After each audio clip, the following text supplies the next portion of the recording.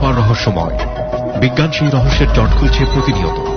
আজ যা অনাবিষ্কৃত তা অবিশ্বাস্যও বটে।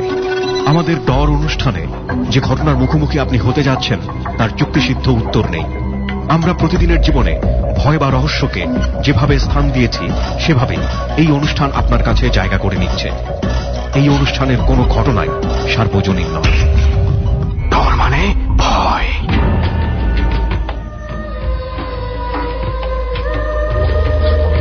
ডরের 32তম পর্বে আপনাদের সবাইকে স্বাগত জানাচ্ছি। আমি আরজে কিবরিয়া। সপ্তাহ ঘুরে আবারও বৃহস্পতিবার, আবারও রাত 11:20। তার মানে বুঝতেই পাচ্ছেন সময় এখন ডরের। শুরু হয়ে গেল আরো একটি আনকোড়া এপিসোড এবং পুরো সময়টি জুড়েই অবিশ্বাস্য অধিভৌতিক সব ঘটনা। ডর নিয়ে যারা প্রতি মুহূর্তে দেশের বিভিন্ন জায়গাতে ঘুরে বেড়ান, আমার সেই টিমকে আরো একবার পরিচয় করিয়ে দিচ্ছি। আমার সঙ্গে সাউন্ডে আছে লোবান। অন দ্য স্পট অর্থাৎ হন্টেড প্লেসে বন্ধুদেরকে নিয়ে গিয়ে এবিসি রেডিওর গেস্ট যারা থাকেন ডরের, তাদেরকে নিয়ে গিয়ে সপ্তাহব্যাপী অনুষ্ঠানটি ধারণ করেন সুমন ও রেহান। আমরা এই সপ্তাহে ডরের 32তম পর্ব ধারণ করেছি চরের হাট শ্মশান ঘাটে। অনুষ্ঠানের শুরুতে আমরা কিছু সাউন্ড বাইট শুনব ওখানে যাওয়ার এই দুই বন্ধুর কাছ থেকে, অর্থাৎ আরজে রেহান এবং সুমনের কাছ থেকে। আজকে পুরো অনুষ্ঠান জুড়ে যারা তাদের জীবনের অধিভৌতিক ঘটনাগুলো আমাদের সাথে ভাগাভাগি করবেন তারা হচ্ছেন বুলবুল, সাদ্দাম, মান্নান ফকির এবং দৃষ্টি প্রতিবন্ধী মনির। বিশেষ করে দৃষ্টি প্রতিবন্ধী মনির, যিনি আজকের গল্পে একটি ভিন্ন মাত্রা যোগ করবেন। আমরা শুরু করছি ডর। শুরুতেই হন্টেড প্লেসে যাবার বিশেষ কিছু সাউন্ড বাইট।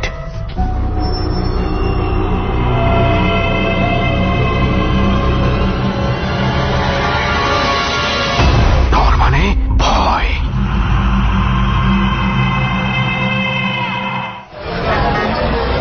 অনেক কল্যাণ হোক তোর জীবনে দোস্ত, আমাকে কল্যাণপুর নিয়ে এসেছিস। কি জানি একটা কবিতা আছে না, কি কল্যাণ কর কি যেন একটা আছে। আমি যখন আসতেছিলাম কল্যাণপুরে এই কবিতাটা মাথায় ঘুরতেছিল, মানে মনে করার চেষ্টা করতেছিলাম।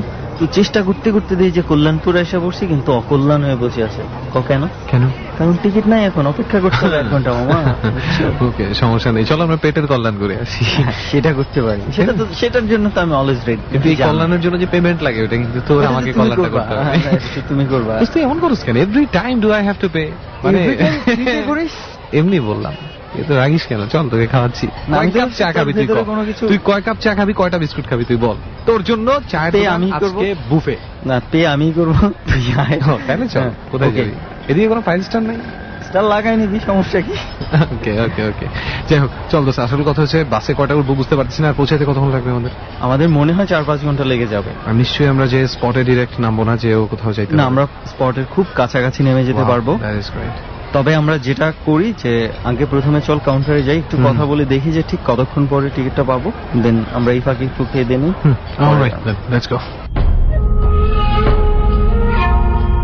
বাসে চড়ে আমরা পৌঁছে যাই খুলনার খালিশপুরে। রাত তখন প্রায় 1:30। সেখান থেকে কিছু দূরেই ছিল আমাদের আজকের গন্তব্য চরের হাট শ্মশান ঘাট। কিছুক্ষণ হেঁটেই আমরা পৌঁছে যাই আমাদের কাঙ্ক্ষিত গন্তব্যে, যেখানে আগে থেকেই অপেক্ষা করছিল ডর টিম। অলরাইট ম্যান, আবারও ডর, আবারও ঘটনা, সত্য ঘটনা, সত্য গল্প, যেটাই বলি না কেন গল্পের মতন করে বললে সত্য ঘটনা গল্পই শোনায়, তাই না? এবং এই ঘটনাগুলো শুনে অনেকেই ভয় পায়, অনেকেই আবার হেসে উড়িয়ে দেয়। আমার কাছে একটা জিনিস মজা লাগে, জানিস, যারা হেসে উড়িয়ে দেয় তাদের জন্য বলছি। একটা খুব মজার ডায়লগ আছে, আমি অবশ্য কারণ জোহরের কাছে প্রথম শুনেছিলাম। সে বলেছিল মাঝে মাঝে কল টল করে, ওর একটা কথা ও বলছিল যে hate me or love me, you can't just ignore me. So যারা হাসে তাদেরকে বলছি, ভাই আপনারা ঘৃণা করে যান, আপনারা মিথ্যা ভেবে যান, যার সাথে ঘটে সেই জানে সত্যতা কাকে বলে, আর আপনারা বিশ্বাস করতে না পারলে হাসছেন, তারপরে শুনতে বাধ্য হচ্ছেন। এই জিনিসটা খুব মজা লাগে। যাই হোক, আমরা এই মজা নিয়ে আজকের দর্শক, কিন্তু আমরা কিন্তু বাধ্য হয়ে শুনি না, খুব আগ্রহ নিয়ে সবাইকে আমন্ত্রণ জানাই। এবং বাধ্য হয়ে বলতে কি, তারা না শুনে পারছে না দোস্ত, বুঝিস না, কিন্তু স্বীকার করতে রাজি না যে ভালো লাগছে। যাই হোক, সেটা নিয়ে আর কথা না বলি, ঘটনায় চলে যাবো। আজকে কার কাছ থেকে ঘটনা শুনবো ভাই? আপনার কাছ থেকে, আপনার পরিচয় প্রথমে শুনি। আমার নাম হচ্ছে বুলবুল ইসলাম, আমার দেশের বাড়ি হচ্ছে জামালপুরে। ওকে। আর এখন কোথায় থাকেন? আমি এখন থাকি নারায়ণগঞ্জ সোনারগাঁ, একটা জব করি একটা এনজিওতে। আমার সাথে যে ঘটনাটা ঘটছিল আমার গ্রামের বাড়িতে, আমাদের যে জায়গাতে ঘটছে সেই জায়গাটার একটু বর্ণনা অবশ্যই শুনবো। তার আগে একটু শুনি যে এই ঘটনাটা কি আপনার সাথে ঘটা অলৌকিক প্রথম ঘটনা? হ্যাঁ। এর আগে কি আপনি বিশ্বাস করতেন এইগুলোতে? এটা না, আমি আগে বিশ্বাস করতাম না। ইভেন জিনেও বিশ্বাস করতেন না?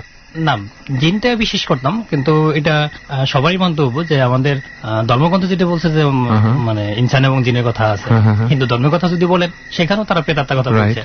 এটাকে আমরা মানে আমাদের এই বিজ্ঞান যুগে এসে এই ধরনের অলৌকিক ঘটনাগুলিকে আমরা সহজে মানতে পারি না, এটা ঠিক আছে। কিন্তু যার সাথে ঘটনাগুলো ঘটতেছে সে বোঝে কি আছে আর কি নেই। এই ঘটনাগুলো কখনো যখন কারোর সাথে না ঘটে এটা একটু বিশ্বাস করা একটু মুশকিল, টাফ, ইটস রিয়েলি টাফ।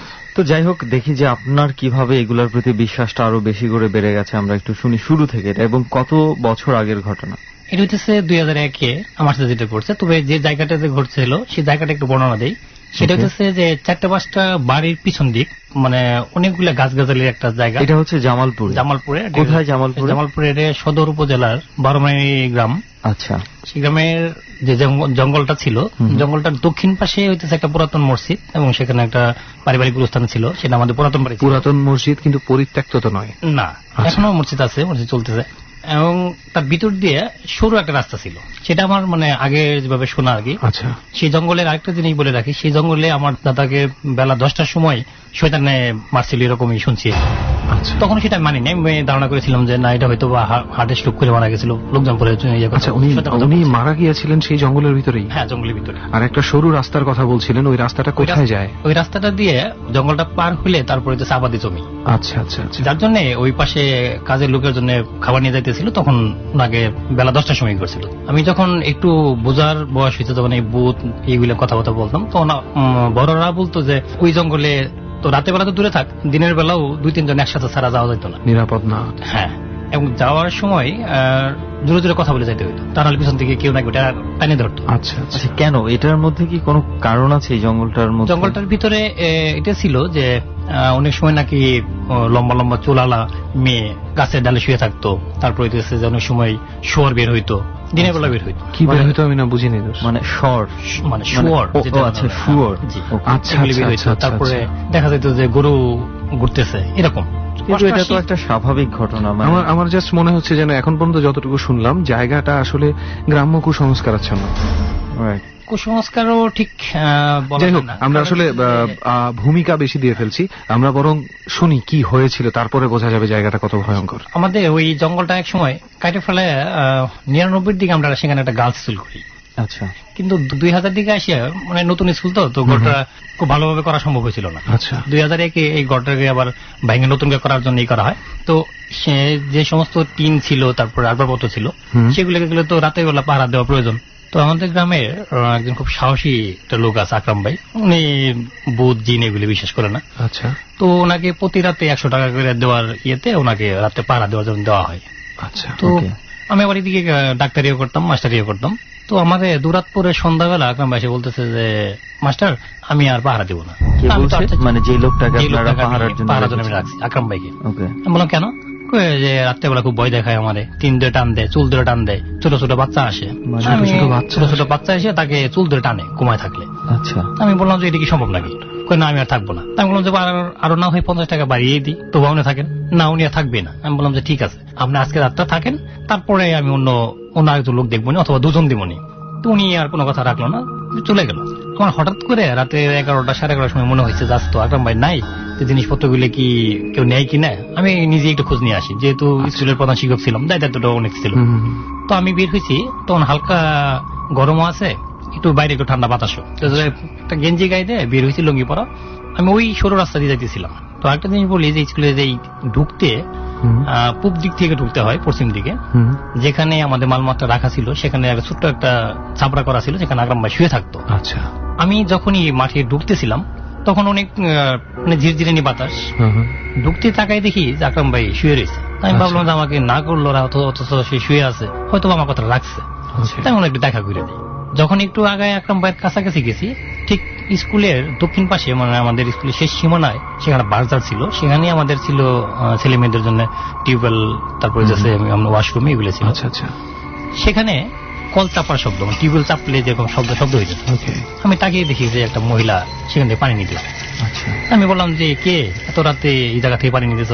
কোনো কথা বলতেছে না। আমি পানি সে চাপতেই আছে। আমি তাকে স্বাভাবিকভাবে মানুষ ভেবেই বলতেছি। যখন কথা না বলতেছে তখন ভাবলাম হয়তো বা আকরাম ভাই স্ত্রী হইতে পারে, ভয়ের জন্য স্ত্রী সাথে নিয়ে আসছে, কিন্তু লজ্জা পাইতেছে। Very logical thinking. তারপর যখন আমি ডান দিকে তাকে আকরাম ভাইয়ের ডাক দেবো, তাকায় দেখি আকরাম ভাই সেখানে নাই। আমি তার সাথে এই মাত্র দেখলাম আকরাম ভাই শুয়ে রয়েছে। কয় সেকেন্ডের মধ্যে হবে? 10 কি 15 সেকেন্ডের মধ্যে। 10-15 সেকেন্ড আপনি সেই মহিলার দিকে তাকিয়েছিলেন, পর মুহূর্তে আপনার পাশে আকরাম ভাই নাই, মানে যেখানে সে শুয়েছিল সেখানে, ওই জায়গাটাতে নাই। আপনি কতটুকু দূরে ছিলেন? আমি ধরেন 5 থেকে 7 ফিট এতটুকু দূরে। আচ্ছা। আর টিউবওয়েল পাড়টা হচ্ছে আমার থেকে 10 ফিট দূরে। তো যখন আকরাম ভাই নাই তখন একটু আমার কাছে কেমন লাগলো, যে কি ব্যাপার। আমি দেখলাম, তাহলে কি বল দেখলাম। তারপরে একটু আগে দিকে করতেছিলাম যে এই কে আপনি, এত রাতে পানি নিতেছেন, মানে কে, জবাব দেন। কোনো কথা বলতেছিল না। আচ্ছা, আপনি কি তখন আরো কাছে এগিয়ে গেছেন? তখন আমি আস্তে আস্তে আগাইতেছি টিউবওয়েলের দিকে। আচ্ছা। তখন আমারে বলতেছে, ওই মহিলাটা বলতেছে যে আর আগায়েন না স্যার, আর আগায়েন না স্যার, আর আগায়েন না স্যার।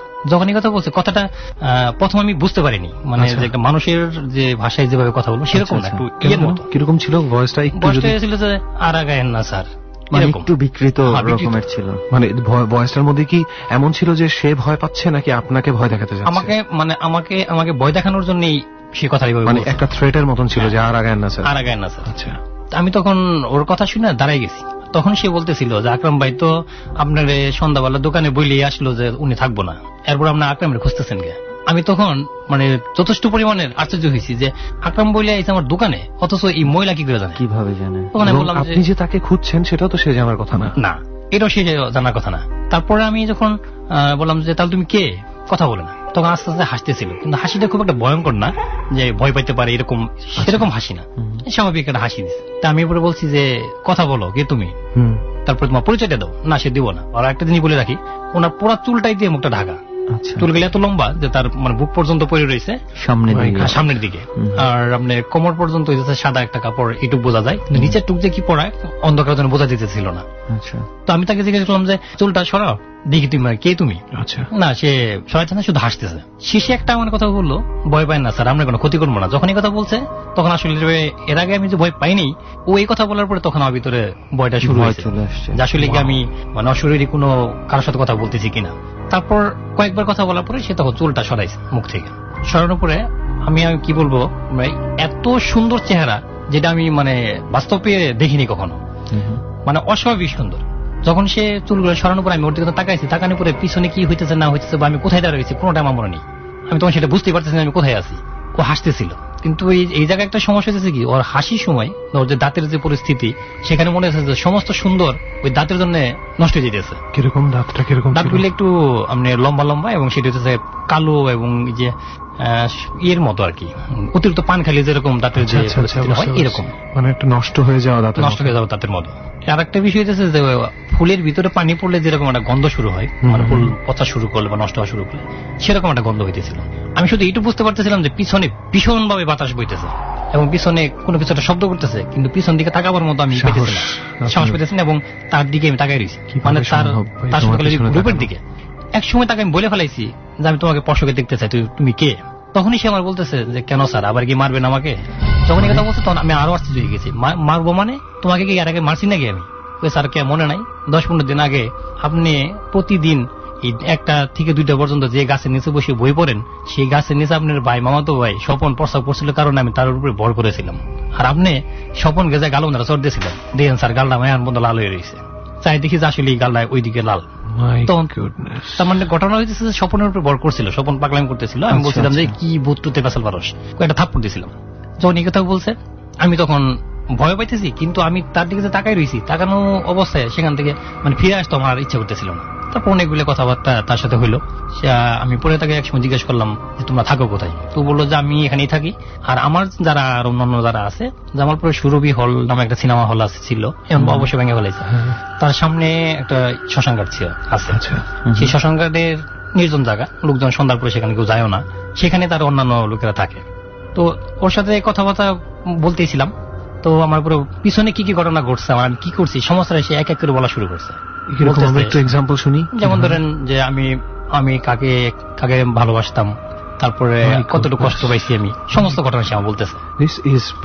মানে যে জিনিসগুলো আপনি ছাড়া আর কেউ জানে না, আমি ছাড়া কেউ জানে না, আমি কারোর সাথে শেয়ার যেগুলো করিনি সেগুলো। আমি খুব অবাক হচ্ছি, এই জিনিসটা একটা জিনিসের সাথে খুব মিলে যাচ্ছে। মানে according to the Bible page number 666 এ যেভাবে ডেফিনেশন দেওয়া আছে তাতে বলা হয় যে শয়তান যখন কারো উপরে ভর করে তখন তারা নাকি যেই মানুষটার সামনে যায় তার পাস্ট থেকে শুরু করে সবকিছু জেনে যায়। এমনকি ছোটবেলায় মা কোন নামে আদর করে ডাকতো সেই নামে আদর করে ডেকেও তারা নাকি বিভ্রান্ত করার চেষ্টা করে। সেটাই আসলে আমরা এখানে একটু একটু দেখতে পাই। তাই তো আমি এত অবাক হচ্ছি। তারপর ওর সাথে কথা চলতেই ছিল। তারপরে একসময় সে হঠাৎ করে বলতেছিল যে স্যার আজকে যাই, আরেকদিন কথা বলবো নি। তা ও যে চলে যাব, কেন যাবো আমি সেটা জিজ্ঞেস করার আগেই সে ওই বাসের যে যার আছে যারের পাক দিয়ে আসতে আসতে হাইটে হাইটে ওই হাসতে ওই একই হাসিয়ে দিয়ে সে যাইতেছিল। কিন্তু আমি শুধু ওর কোমর পর্যন্ত দেখতেছি, উপর টুক নিচের টুক কিভাবে যাইতেছে আমি জানি না। যখন ও সরে যাওয়ার পরেই আমার কানে আজানের আইছে, শব্দ আইছে। আচ্ছা, তার মানে প্রায় 12টা থেকে শুরু করে আমি ফজর নামাজ আজান পর্যন্ত তার সাথে দাঁড়াইছিলাম। কিন্তু আপনি এতগুলো সমাজে চলে গেছেন, আমি একটু কিছু বুঝতে পারিনি। যখন আজান নিয়েছে তখন আমার এটা কাটে গেছে, মানে আমি তখন ভাবতেছিলাম যে এটা কি আমার মানে কি হইলো, আমি কার সাথে কথা বললাম, এটা কি আমার ভ্রম কিনা এটা ভাবতেছি। তো যখন আমি পাটা উঠাবো তখন দেখতেছি আমার পায়ে কোনো শক্তি পাইতেছি না, আমি ভীষণ পায়ে ব্যথা লাগতেছে আমার। স্বাভাবিক, এতক্ষণ হইতে পারে যে এতক্ষণ দাঁড়াইছিলাম এই কারণেও হইতে পারে। তারপর আস্তে আস্তে হেঁটে হেঁটে বাড়িতে আসলাম। আসার পরে এটা তো কারোর সাথে আমি শেয়ারও করতে পারি না। আচ্ছা, আপনি তো হেঁটে হেঁটে বাড়িতে আসেন, মানে আপনি পিছনে ফিরেছেন, তখন ওই যে ঝড় বাদল আপনি শুনতে পাচ্ছিলেন, তার কোনো ছোঁয়া দেখতে পেলেন কি? না, কিচ্ছু না, কোনো বাঁশও ভাঙে নাই, কোনো গাছও ভাঙে নাই। অথচ আপনার তো মনে হচ্ছিল সব উড়ে চলে যাচ্ছে। আমার একটা বিষয় খুব জানতে ইচ্ছে করছিল যে আপনি তখন জিজ্ঞেস করেননি যে যেখানে যেই লোকটাকে পাহারা দেওয়ার জন্য আপনারা রেখেছিলেন এখানে, সে যে রাতের বেলা ভয় পেত, বিভিন্ন বাচ্চা দেখতো, আসলে এইগুলা কি ছিল? জিজ্ঞেস করেননি যে যেখানে যেই লোকটাকে পাহারা দেওয়ার জন্য আপনারা রেখেছিলেন এখানে, সে যে রাতের বেলা ভয় পেত, বিভিন্ন বাচ্চা দেখতো, আসলে এইগুলা কি ছিল? এগুলা কি তাদেরই ঘটনা? আমি কিন্তু ওকে জিজ্ঞেস করছিলাম যে আকরাম ভাই কি তাহলে ভয়টা কে দেখাইছে? পরে বলছে আমি দেখাইছি। আচ্ছা, আমি দেখাইছি সরানোর জন্য। আমি বলছিলাম যে আমি কেন সরাতে চেয়েছি, আমি সেটা বলছিলাম যে কেন তুমি তাকে সরাই দিছো, যে আমাকে আনার জন্য আমি তোমার থাপ্পড় দিয়েছিলাম এর জন্য? ও বলতেছে যে না, আকরাম ভাইরে সরাই দিয়েছি এই কারণে আকরাম ভাই প্রতিদিন এই রাত্রেবেলা উঠে আমি যে জায়গায় থাকি সেখানে যায় প্রস্রাব করে, ওই গাছটাতে সে নাকি থাকে, এই কারণে তো ওইটা সহ্য করতে পারতো না। আমি যখন বাড়িতে ফিরে যাই, যাওয়ার পরে কারোর সাথে শেয়ারও করতে পারতেছিলাম না, কারণ স্কুলটা নতুন, তারপর হচ্ছে জঙ্গলের ভিতরে, সেখানে আরো অনেক ইতিহাস আছে, ওই জঙ্গলের মধ্যে অনেক লোকে ভয় পাইছে। আমি যদি এখন বলি যে হেড টিচার হিসেবে আমি বললে কথাটা খুব তাড়াতাড়ি মানুষ বিশ্বাস নিব, স্কুলের জন্য এটা একটা। এবং জানেন যে গ্রাম অঞ্চলে বালিকা বিদ্যালয় স্থাপন করে সেখানে বালিকাদের স্কুলে নেওয়া খুবই একটা কঠিন বিষয়। আর পাশাপাশি যে বয়সে মেয়েরা যায় তখন তাদের কিন্তু একটা বসন্তীকাল চলে, বসন্তীকালের সময় যে ধরনের শারীরিক মানসিক পরিবর্তনগুলো আসে সেগুলো এমনিতেই গ্রামবাসীর মনে করে যে ভূতে আসর করছে। তারপরে যদি আমি এই কথাগুলো যদি তাদের সামনে যদি প্রকাশ করি তাহলে সেখানে স্টুডেন্ট পাওয়া যাবে না, যার জন্য আমি এটা কারোর সাথে শেয়ার না করে বাড়িতে গেলাম, কাউকে কিছুই বলি না, যা শুয়েছি, শোয়ার সাথে সাথে ভীষণ জ্বর, একেবারে 3 দিন জ্বর। কিন্তু আশ্চর্য বিষয় হইতেছে প্রতি রাত 11টা বাজার সাথেই আমার গায়ে জ্বর আছে না কি আছে আমার কোনো কিছু মনে থাকে না, আমার শুধু খালি মন টানে ওই একই জায়গায় যাওয়ার জন্য। আমার কাছে ভীষণ লাগতেছিল, মানে অস্থির লাগতেছিল যে এখানে আমার যাওয়া দরকার, আমার জন্য হয়তো বা কেউ সেখানে অপেক্ষা করতেছে। 3 দিন পর ঠিক রাতে 3টের দিকে ওই একই ধরনের ফুলের গন্ধ আমার নাকে কানে আসে। আচ্ছা, যখন নাকে লাগছে, লাগার পরে আমার ঘুমাই গেছে, ঘুমাকে তাকাই দেখি যে আমার বিছানার ঠিক পাশেই ওই একই পোশাক পরা ওই মেয়েটা দাঁড়ায় আমি ওর দিকে, কিন্তু তখন কিন্তু আর কিন্তু আমি পাইতেছি না, ভয় পাইতেছি না, বরং আমার কাছে লাগতেছিল, মানে আপনার মনে হচ্ছে যেন এতদিন আমি যেখানে যেতে চাচ্ছিলাম সেটা আমার কাছে চলে এসেছে। আমি ও তখন বলতেছে স্যার জ্বর কমে নাই। আমি বলছি যে তুমি আমার ঘর বন্ধ কিভাবে আসলাম এই কথা বলে সে হাসিয়ে বেরিয়ে গেল। তারপরে দিন থেকে অবশ্য জ্বর আমার কমে গেছে। কোথা থেকে বের হয়ে গেল? সে দরজা দিয়ে নর্মালি বের হয়ে গেল, নর্মালি সে বেরিয়ে গেল, কিন্তু দরজা কিন্তু খুলতেও হয় নাই, তার মারতেও হয় নাই, দরজার কাছে গেল, তারপর সে আর নেই। ওই সময় আপনার আশেপাশে আর কোনো মানুষজন ছিল না বা কিছু ছিল না? না, আমি কোনো মানুষজন ছিল, একটা বিছানায় থাকতাম তো, যার জন্য আর করার পাইনি। আচ্ছা, পরের দিন আমার একটা দাদা আছে, আজহারুল ইসলাম নাম, দাদা আবার অনেক মানে ভৌতিক অনেক ঘটনার সাথে তিনি সম্পৃক্ত। ওনাদের শুধু এই কাহিনীটা আমি বললাম, বলার পরে আমার বললো যে সাহস বেশি দেখানো ভালো না, তুই তো সম্পূর্ণ জানোস কিনা তোর দাদা কিন্তু ওই জঙ্গলে মারা গেছে, তুই এই সাহসটা দেখাইস না, তোর ক্ষতি হইতে পারে। আমি বললাম যে ঠিক আছে।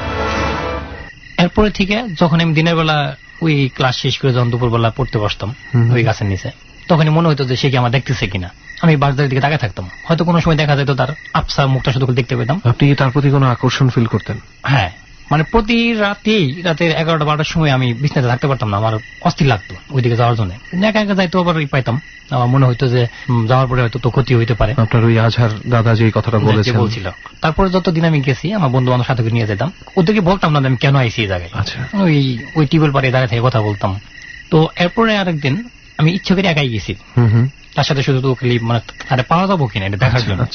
আমি সেদিন যাইতেছিলাম, যখনই আমি আমাদের কবরস্থানটা পার হওয়ার পরেই চারিদিক দিয়ে এত জোরে বাতাস শুরু হয়েছে, বাতাস মনে হচ্ছে সমস্ত ভেঙে ফেলাবো, এইভাবে বাতাস হইতেছে। আমি কোনোভাবেই আমি পাইতেছি না, ভয় পাইতেছি না, বাতাস চলতেছে। আমি মনে করতেছি এটা স্বাভাবিক, কারণ যে পরিমাণ গাছগাছালি এখানে তো বাতাস বইতেই পারে।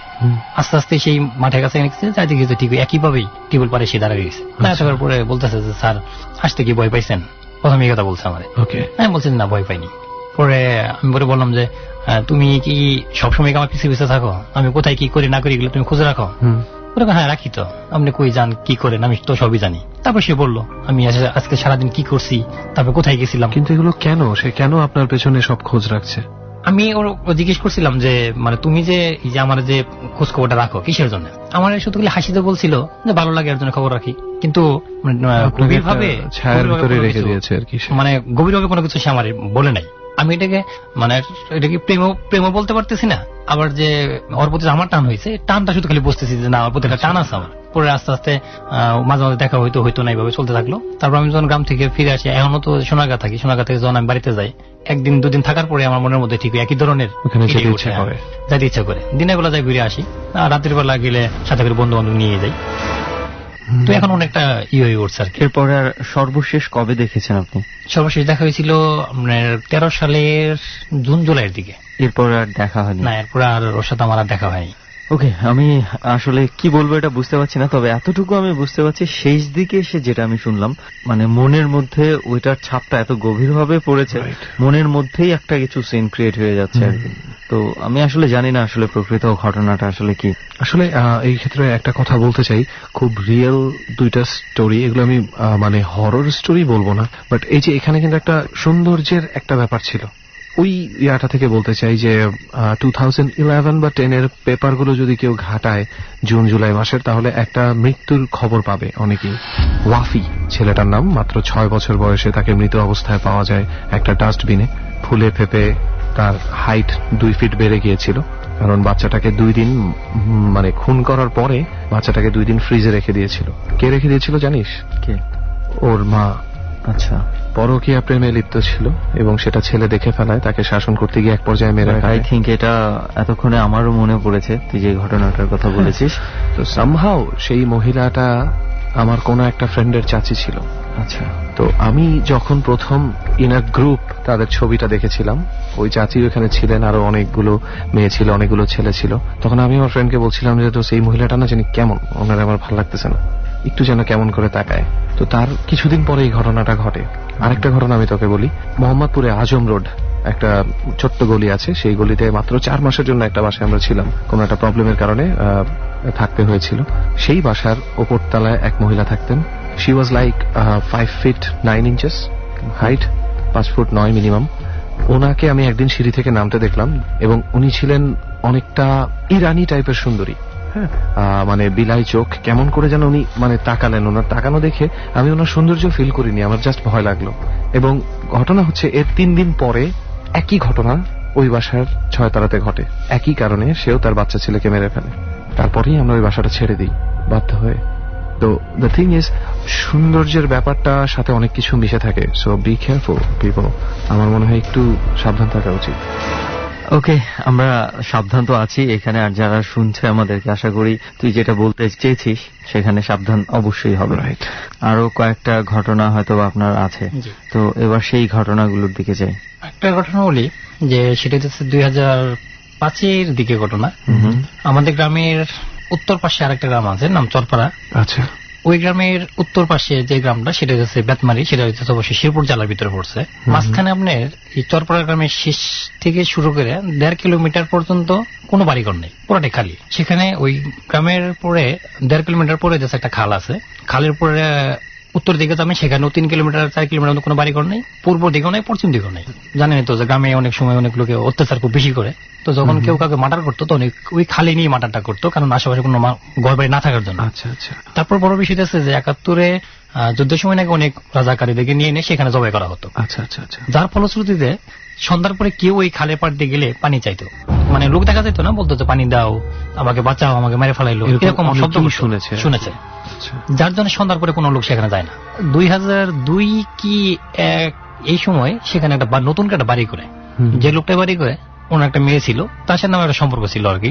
তো জানেন তো যে গ্রামের মধ্যে দিনের বেলা কথা বলতে গেলে অনেকটাই সমালোচনার সম্মুখীন হতে হয়, তো যার জন্য মাঝে মাঝে আমি দেখা করতে যাইতাম ওর সাথে। আচ্ছা, আমরা দেখা করতাম। আমি খালটা পার হওয়ার পরে ও বাড়ি থেকে বের হয়ে আসতো, সেখানে একটা গামারের গাছ আছে একদম খোলা জায়গার ভিতরে, সেখানে বসে কথা বলতাম, প্রায় প্রায় এটা হইতো। আমি যেদিনকে আমার সাথে এই ঘটনাটা ঘটে সেদিন হইতেছিল এপ্রিল মাসের 14 তারিখ, তার মানে 1 বৈশাখ। সেদিন তো দেখা করাটা জরুরি, যার জন্য আমি গেছি। যখন খালটা পার হয়ে আমি গেছি, যাই দেখি আমার সেই প্রেমিকা ওই জায়গায় দাঁড়িয়ে রয়েছে আমার কাছে নিচে।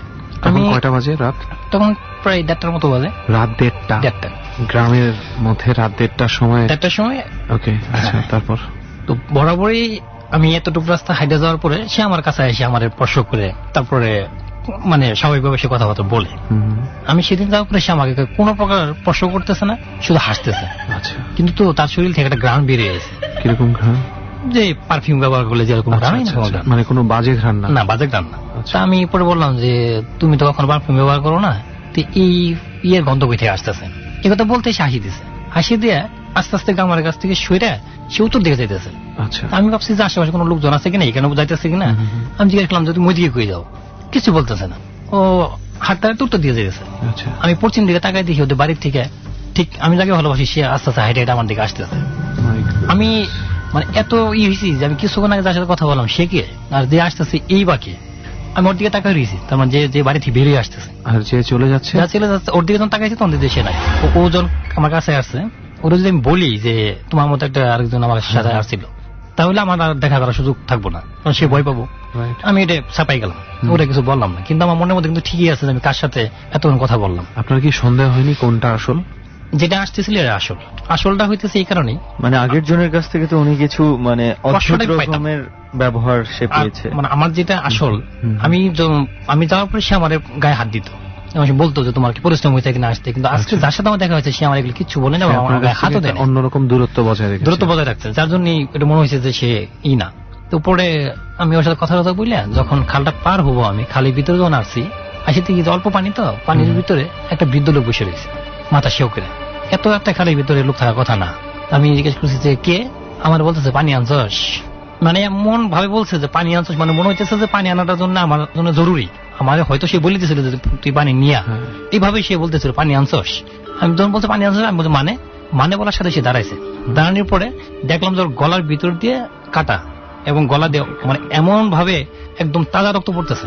আমি ওর দিকে তাকাইছি, ও দুইটা হাত আমার দিকে করছে, আগাইছে। আমি থেকে দূরত্ব কতটুকু তখন? ধরেন প্রায় 10 ফিটের মতো হবো, এবং সে আপনার দিকে হাত বাড়াইছে। আমি ওর গলা দিয়ে রক্ত পড়া দেখি, তখন সাথে সাথে মনে হয়েছে যে কুড়ের মধ্যে ধরনের 10 হবে ঘটনা অনেকজনই দেখছে। আমি যদি চিৎকার দিই আমার জন্য বিপদ, কারণ চিৎকার দিলে আশেপাশে কোনো লোক নাই যে আমার এই করবো। আর পাশাপাশি যদি কেউ জানেও, তাহলে আমার প্রেমিকার সঙ্গে আমার দেখা টাকাটা বন্ধ হয়ে যাবে, মিলে আপনার জন্য প্রবলেম। তখন দিছি আমি দৌড় দিছি যে ইয়ের দিকে, দক্ষিণ দিকে, কারণ দক্ষিণ দিক দিয়ে বাড়ি ঘর একটু কাছে আছে 1 কিলোমিটার মধ্যে। আমি প্রায় আধা কিলোমিটার পর্যন্ত আসতে পারছিলাম দৌড়ায়। তারপর আমার আর সেন্স ছিল না। তারপর যখন আমার সেন্স ফিরে আসে, পরে দেখলাম যে পাশের একটা বাড়িতে, তার মানে যেখানে যে দিক দিয়ে আমি দৌড়তেছিলাম সেখানে একটা লোকে আমাকে উঠায় নেয় তাদের বাড়িতে রাখে। আমার উপরে খালি বললো যে ডাক্তার ভাই আপনি ওই জায়গায় গেছিলেন কে? পরে আমি বললাম যে গেছিলাম ওই পাশে রুগী দেখার জন্য, তার পাশে পড়ে গেছি না, ওদের পুরা ঘটনাটা খুলে বলিনি। তারপরে থেকে আমি ওই করে আর যে দিক দিয়ে ঢুকলে যে এই ঘটনাগুলো ঘটতে পারে ওই দিক দিয়ে আমি আর কখনোই ঢুকিনি ভয়ে। তারপরে থেকে মানে ওইটা ঢুকতাম তো পুপ দিয়ে, তারপরে থেকে যত দেখা সাক্ষাৎ করছি সব ঈদে পশ্চিম দিকে ঢুকছি। সেখানে লোকের সাথে আপনার আর কোন রকম কখনো আমার সামনে আসেনি, আর ইয়েগার বলিও না। একটা রাতের ভিতরে আপনি 2 ধরনের বিভ্রান্তির ভিতরে পড়েছেন। Tough to deal with it. যাই হোক, শুনলাম বুলবুল ভাই আপনার স্টোরিগুলো যথেষ্ট ভয়ঙ্কর ছিল। লেটস সি, আমরা এবার আরেকজনের ঘটনা শুনি। রাইট। বুলবুল ভাইয়ের কাছ থেকে শুনবো আরো কিছু কথা, বাট তার আগে আমাদের সাথে তো আরো অনেক অতিথি আছে, তাদের মধ্যে একজন হচ্ছে আমাদের সাদ্দাম ভাই। সাদ্দাম ভাইয়ের কাছ থেকে একটু জানবো তার পরিচয় প্রথমে। আসসালামু আলাইকুম, আমার নাম মোহাম্মদ সাদ্দাম হোসেন সোহাগ। আমি দিনাজপুর গভর্নমেন্ট কলেজে অনার্স ফার্স্ট ইয়ার পড়তেছি। আমি বর্তমান উত্তরে থাকি। আমি লেখাপড়ার পাশাপাশি ড্রাইভিং চাকরি করি। ড্রাইভিং চাকরি করছে। ওকে, গুড। আপনার আমরা ডর টিমের কাছে যেরকম কথা শুনেছিলাম, আপনার বেশ কয়েকটা ঘটনা আছে, তো সেই জন্যই আপনাকে এই জার্নিতে আমরা এনেছি। তো জার্নিটা কেমন এনজয় করছেন আপনি? না, জার্নিটা মোটামুটি ভালোই লাগছে। বুলবুল ভাইয়ের ঘটনাগুলো কেমন লাগলো? না, খুব ভালো। ওকে, আমার কাছে ভালো লাগে, আমি ভয় লাগছে। আচ্ছা, যাই হোক। ওকে, এবার দেখি যে আপনার ঘটনা আমাদের কাছে কতটুকু ভালো লাগে না ভয় লাগে না কি লাগে। প্রথমে কোন ঘটনাটা আপনি বলতে যাচ্ছেন? এটা আমার এলাকায় আমার মানে কাকা হবে, আমার বাবার বেস্টম্যান, আমার আব্বার সঙ্গে একসঙ্গে লেখাপড়া করতেছিল। আচ্ছা আচ্ছা আচ্ছা। তো ধর্মে তারা হিন্দু, আমরা মুসলমান, কিন্তু সম্পর্কে আমরা তাকে কাকাই বলে ডাকি, যেহেতু আমার আব্বুর দুইটা ফ্যামিলির মধ্যে খুব ভালো সম্পর্ক, খুব ভালো রিলেশন আব্বুর সঙ্গে আমাকে। কতদিন আগের ঘটনাটা? 2008 সালে যখন আমি এসএসসি পাস করছি। আচ্ছা আচ্ছা। এরপর ওই আমাদের কাকাটার একটা রোগ হয়েছিল, অসুস্থ হয়ে পড়তেন ভীষণভাবে। তো আমরা যখন মুসলমানরা এটা মসজিদে বা মাদ্রাসায় বলি যে আমার এই রোগটা ভালো হলে আমি জিনিসটা দিব, মানে বিভিন্ন মানত করা বলতে যেটা বোঝায়। তো উনি ধর্মে যেহেতু হিন্দু, তো উনি একটা মন্দিরের সামনে বললো যে মানত করছে যে আমার যদি এই রোগটা ভালো হয় তো আমি একটা বড় আস্ত পাঠাই কেটে বলে দিব। আচ্ছা, তো বলে দিব। তো দেখা গেল যে পর্যায়ক্রমে সেই বিভিন্ন চিকিৎসার মাধ্যমে সে ঠিক হয়ে গেছে। আচ্ছা, তো এইভাবে করতে করতে প্রায় 1 বছর চলেই গেল। 2009 সাল চিকিৎসা করতে করতে ভালো হয়ে গেছে। প্রায় অনেকদিন কাটিয়ে গেল, 9 সালের দিকে ঘটনাটা। ওকে। তো উনি মাঠ থেকে কাজ করে আসতেছে, মাঠ থেকে কাজ করে আসছে, কাজ করে বাসায় আসতেছে। আচ্ছা, ওকে। তো রাস্তায় একটা বয়স্ক লোক, অনেক বয়স, চুল টুল পাকা, বললো বাবা একটু দাঁড়াও, আমার একটা বিড়ি দাও। গ্রাম মধ্যে বিড়ি খায় মানুষ আর কি। আচ্ছা, আমার একটা বিড়ি দাও। দুজনই বিড়ি দিল। তো বলতেছে আগুন কথা না, আমাকে আগুন লাগে না, আগুন আছে আমার কাছে। তো উনি ওই বয়স্ক লোকটা তাকে দেখে বললো যে বাবা তুমি মনের মধ্যে একটা মানসিক করছিলা, ওই মন্দিরে তুমি একটা বড় পাঠা বলে দিবা। আচ্ছা। তো ওইটা যেমন বয়স্ক লোকটা কি পরিচিত ছিল? না না, বয়স্ক লোকটা সে কোনোদিন দেখেনি। আচ্ছা। চুল বড় বড়, চুল পাকা বয়সের লোক, দাড়ি মুখ বড়, সন্ন্যাসী টাইপের। ওকে। তো উনি বললো আপনি কিভাবে জানলেন? না আমি জানি বলে উনি চলে আসলো দুপুরবেলা, চলে আসলো এবং পিছনে ঘুরে দেখানো লোকটা আছে কিনা। পরে আসে বাসায় আমার কাকিকে বললো এবং আমার বাবার সঙ্গে যেহেতু সম্পর্ক ভালো, আমার আব্বাকে বললো যে এরকম এরকম আমাকে বলতেছে, তো কি করা যায়? আমার আবার বললো যেহেতু রোগটা থেকে তুই মুক্তি পাইছিস, ভালো হয়েছিস, তো তুই দিয়েই ফেল। দিয়েই ফেল। ডর মানে ভয়। প্রিয় শ্রোতা, এই অদ্ভুত ঘটনাগুলো আপনি বিশ্বাস করবেন কি করবেন না সেটা একান্তই আপনার ব্যক্তিগত ব্যাপার। আমরা জানি বিজ্ঞানের জায়গা থেকে এই নন সায়েন্টিফিক ব্যাপারগুলোর কোনো উত্তর নেই, কিন্তু এটা তো সত্য, ভৌতিক যে আবেদন সেটা সৃষ্টির আদি থেকে এখন পর্যন্ত প্রত্যেকটি জায়গায় জায়গায় প্রত্যেকটি মানুষের অন্তরে আছে। আমরা সেই আবেদনকে এই ডর অনুষ্ঠানের মাধ্যমে উপস্থাপিত করছি। প্রিয় শ্রোতা, ডরের রেসিপি কিন্তু খুবই গুরুত্বপূর্ণ। আপনি ডরকে যদি মনেতে জায়গা দিতে চান, ডর মানে যে ভয়, সেটা যদি উপলব্ধি করতে চান, তাহলে ডরের রেসিপি অনুযায়ী আপনাকে ডর শুনতে হবে। রেসিপিটা হচ্ছে একলা ঘর, অন্ধকার, শুনশান নীরবতা, আপনার কানে আছে হেডফোন, এবিসি রেডিওর ডর শুনছেন আপনি, জানালার পাশে আপনি শোয়া এবং জানালাটা হালকা করে খোলা। তারপর সাহস নিয়ে শুনতে থাকুন ডর। আবারও ফিরছি গল্পের ঠিক সেই জায়গাতে যেখানে আমরা ছোট্ট একটা বিরতি নিয়েছিলাম। ডর। তুই রোগটা থেকে তুই মুক্তি পাইছিস, ভালো হয়েছিস, তো তুই দিয়েই ফেল। রাইট। তো আমার কাকিটা ছিল আবার একটু লোভি টাইপের। আচ্ছা, কৃপণ লোভি টাইপের। হ্যাঁ, কেন দিব, 7,000 টাকা লাগবে, এখন তা কি দেওয়ার দরকার? আবার কাকাটা বললো না, যেহেতু আমি কিছু দেখতেছি দিয়ে ফেলি। উনি যখন দিল না, ঠিক আবার কিছুদিন পরে ঠিক ওই বয়স্ক লোকটা, উনি যখন দিনাজপুরে রেল বাজারে বাজার করার জন্য যাচ্ছে সাইকেল নিয়ে, আবার রাস্তার মাঝখানে দাঁড়াইছে, দেখো দাঁড়াও। কিন্তু দেখি ওই সন্ন্যাসী ওনাকে আবার থামাইছে ওনাকে। আচ্ছা, যে দাঁড়াও, যে আমাকে বাবা তোমাকে সেদিন বললাম তুমি কাজটা করলে না কেন? বলছে কাকা আমার তো এখন সমস্যা, আমি কিছুদিন পরে দিব। কথা না বাবা, মানুষই বেশি দিন রাখতে নাই, মানুষের জিনিস বেশি দিন রাখতে নাই, তুমি দিয়ে দাও না, তোমার বিশাল বড় ক্ষতি হয়ে যাবে। তো ইনি বলেই আবার চলে গেল। পরে আসে আমার বাবাকে আবার বললো সন্ধ্যার সময় যে এরকম আমি কিছু দেখতেছি। এখন আমার বাবা তাকে বললো যে তুমি এটা দিয়ে দাও, যেহেতু মানসিক করছো, তুমি একটা রোগ থেকে মুক্তি পাচ্ছ, দিয়েই দাও।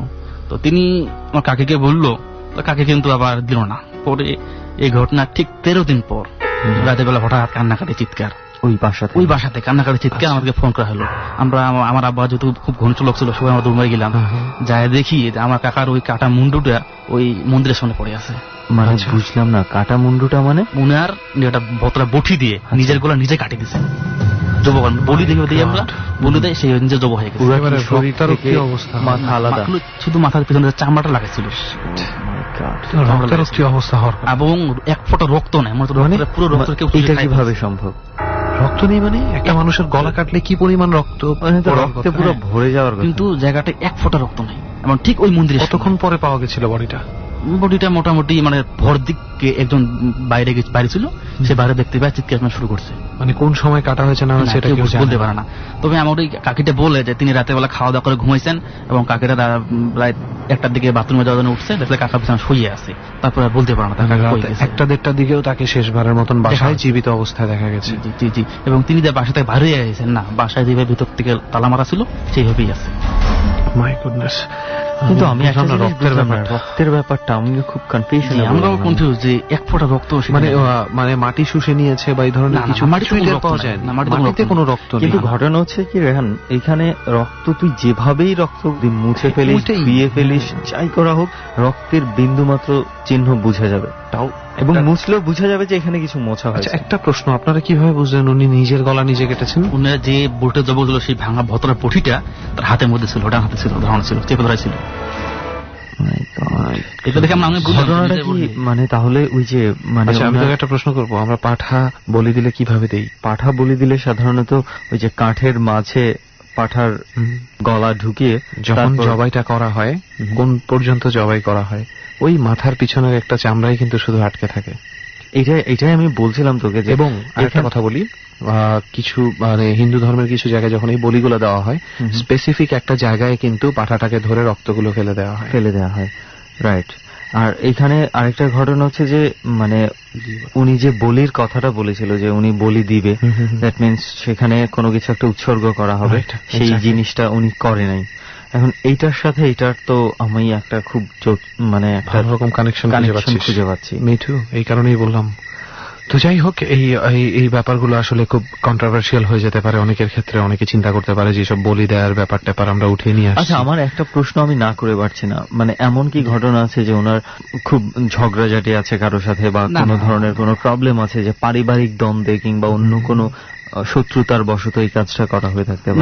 না, এরকম কোনো নাই। সেটা যদি থেকেও থাকে, সে নিশ্চয়ই আলাদা করে রক্তগুলো নিয়ে যাবে না। তা তো অবশ্যই। তো যখন এই ঘটনা থেকে ছড়াই গেল, 4 মেম্বার এলাকার মুরব্বীরা আসলো, তো থানা থেকে পুলিশ গেল। পুলিশ যাওয়ার সবাই বললো যে লাস্ট থেকে আমরা পোস্টমর্টম করবো, তার কোনো শত্রুতা আছে কিনা।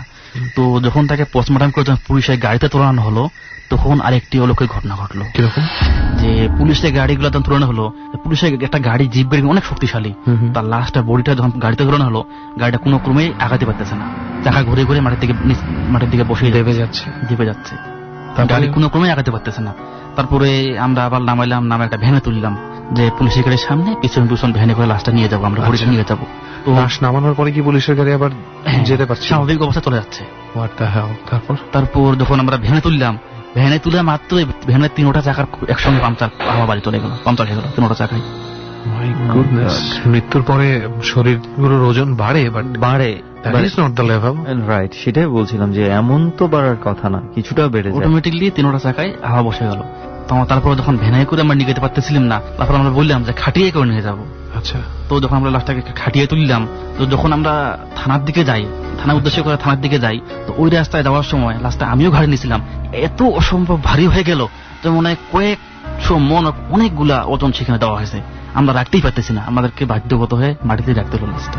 শেষ পর্যন্ত লাশটাকে নিয়ে কি করা হলো? শেষ পর্যন্ত লাশটা আমরা থানায় যেতে পারলামই না। তখন তাকে আমরা থানাতে পুলিশ আসছিল, তারা দেখে বুঝতে পারলো, তারা নিজেরাই বলে দিল যে আপনার লাশটা যত তাড়াতাড়ি সম্ভব লাশটা আপনি পড়াই ফেলেন, যেহেতু তারা হিন্দু ধর্মে তাদের শ্মশান পর্যন্ত নিতে কোনো সমস্যা না। লাশটা আমরা শ্মশানে নিয়ে যাই, সুন্দর স্বাভাবিক অবস্থা শ্মশানে চলে গেল। তখন ওজনে কোনো প্রবলেম দেখা দেয়নি। ফিজিক্সের সব ল উল্টে পাল্টে যাচ্ছে আসলে। I have nothing to say. আমি আসলে এটাই আমার খুব এখনো মাথার মধ্যে ওই রক্তের বিষয়টাই ঘুরছে। আমি একটা জিনিস আমার মাথায় ঘুরছে, বলি, স্যাক্রিফাইস, অনেক প্রাচীন একটা প্র্যাকটিস এটা, এই বলি দেওয়ার ব্যাপারটা, স্যাক্রিফাইস করার ব্যাপারটা, মানত করার ব্যাপারটা, এগুলো অনেক প্রাচীন। যখন আমরা শ্মশানের দিকে নিয়ে গেলাম, শুকান কাঠ খড়িতে পুরানোর চেষ্টা করতেছি, এমনিতে একটা হিন্দু স্বাভাবিক লোক পড়েলে আমি দেখছি যে এমনি রক্ত না নয়, দাঁড়ানোর মতো হয়ে আছে, কিন্তু তার লাস্ট পড়া যাচ্ছিল না, মনে হচ্ছে উঠে দাঁড়াচ্ছে সে, এরকম 2-3 বার হয়েছে, এবং তাকে বাঁশ দিয়ে লাঠি দিয়ে মার দিয়ে আবার ফেলে দেওয়া হয়েছে। নিজের চোখে দেখেছেন? তারপর জি আমি নিজের চোখে দেখছি। তারপরে কেরোসিন বা পেট্রোল ধরে ঘি অনেক জিনিস দেয়, কোন ক্রমেই তার লাশটা পরিপূর্ণভাবে পড়ানো যায় নাই। তারপরে ওটা দেখে রাত ঘনিয়ে আসার সময় ভয় দেখে আমরা কোন রকমে আপসা পড়াইয়ে মাটিতে বালি চাপাতে চলে আসি। মানে চলে আসি শুরু থেকে শেষটা পর্যন্ত একদম খুব, মানে যদি ওভাবে আধ্যাত্মিক ভাবে বলতে চাই তাহলে তার শরীরটাও অ্যাকসেপ্টেড হয়নি। সেটাই বলছিলাম।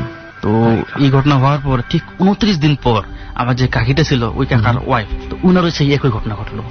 মানে ওই কাকিটাও ঠিক ওই মন্দিরের সামনে, উনিও নিজে নিজে জব করে ওই মন্দিরের সামনে পড়ে আছে, সেম একই ভাবে, একই ঘটনা। এখানেও কি রক্ত ছিল? না, কোনো রক্ত পাইনি আমরা। কি বলবো, মানে আচ্ছা এই ঘটনাগুলো তো মানে পেপারে নিউজে এসে সয়লাভ হয়ে যাওয়ার কথা, মানে এই ঘটনায় এলাকার শত শত হাজার হাজার লোক সেখানটায় আসলো যে রক্ত নাই। আচ্ছা এই মন্দিরটার এক্সাক্ট লোকেশন আমাকে বলুন তো, আমি যাব, সুমন আর আমি যাব। এই মন্দিরটা কোথায়? এই মন্দিরটা দিনাজপুরের সদর উপজেলায়। যে আমি দিনাজপুরের বিরল পর্যন্ত চিনি। আমি বিরল নাই, সদরের আগে। হ্যাঁ, আচ্ছা। ওইখানটায় একটা গ্রাম আছে, হিন্দু পাড়া আছে, 4 নম্বর শেখপুর ইউনিয়ন। আচ্ছা, ওইখানটায়। ওখানে মন্দিরটার কোনো নাম আছে স্পেসিফিক? কোনো মন্দিরে কেউ বলে বুড়িত্থান, কেউ বলে কালীত্থান, অনেক নাম আছে। আচ্ছা, ওকে, খুঁজে বের করে নিতে হবে। অলরাইট, বাট ওখানে যাওয়াটা ফরজ। রাইট, আমরা মানে আমাদের গন্তব্য রইলো, কোনো এক সময় আমরা পৌঁছে যাবো সেখানে। ওকে, এরপর আসলে এটা নিয়ে আর মানে ব্যাখ্যা যত করতে যাব মানে মাথা ওলটপালট হয়ে যাবে। পরবর্তী ঘটনায় যাই। আপনার সাথে এরকম আরো অনেক কিছুই কি ঘটেছে সাদ্দাম ভাই এই ধরনের কোনো? হ্যাঁ, এরকম আমার একটা ভৌতিক ঘটনা আমি দেখছি। যত এই 15 সালের 8ই জানুয়ারি আমি চাকরিতে ছুটিতে বাসায় যাচ্ছিলাম। 3-4 মাস আগের ঘটনা ভাই। তো বাসায় যাওয়ার সময় আমি উত্তর এয়ারপোর্ট থেকে টিকিট কাটলাম ট্রেনের, রাজনৈতিক কারণে বাস চলাচল বন্ধ। গোটা রাস্তা আমি সিট পাওয়ার পুরো রাস্তা দাঁড়িয়ে গেছি, মানে বসে জায়গাটা নাই, এত লোক। আচ্ছা, ট্রেনের ভিতরে। যখন আমরা নাটোর পর্যন্ত পৌঁছাইলাম তখন রাত ভোর হয়ে গেল। আচ্ছা, মানে ট্রেন এখানটা আসার কথা 11টায়, সেই ট্রেন আসছে রাত 2টায়। ওকে, গন্ডগোলের কারণে।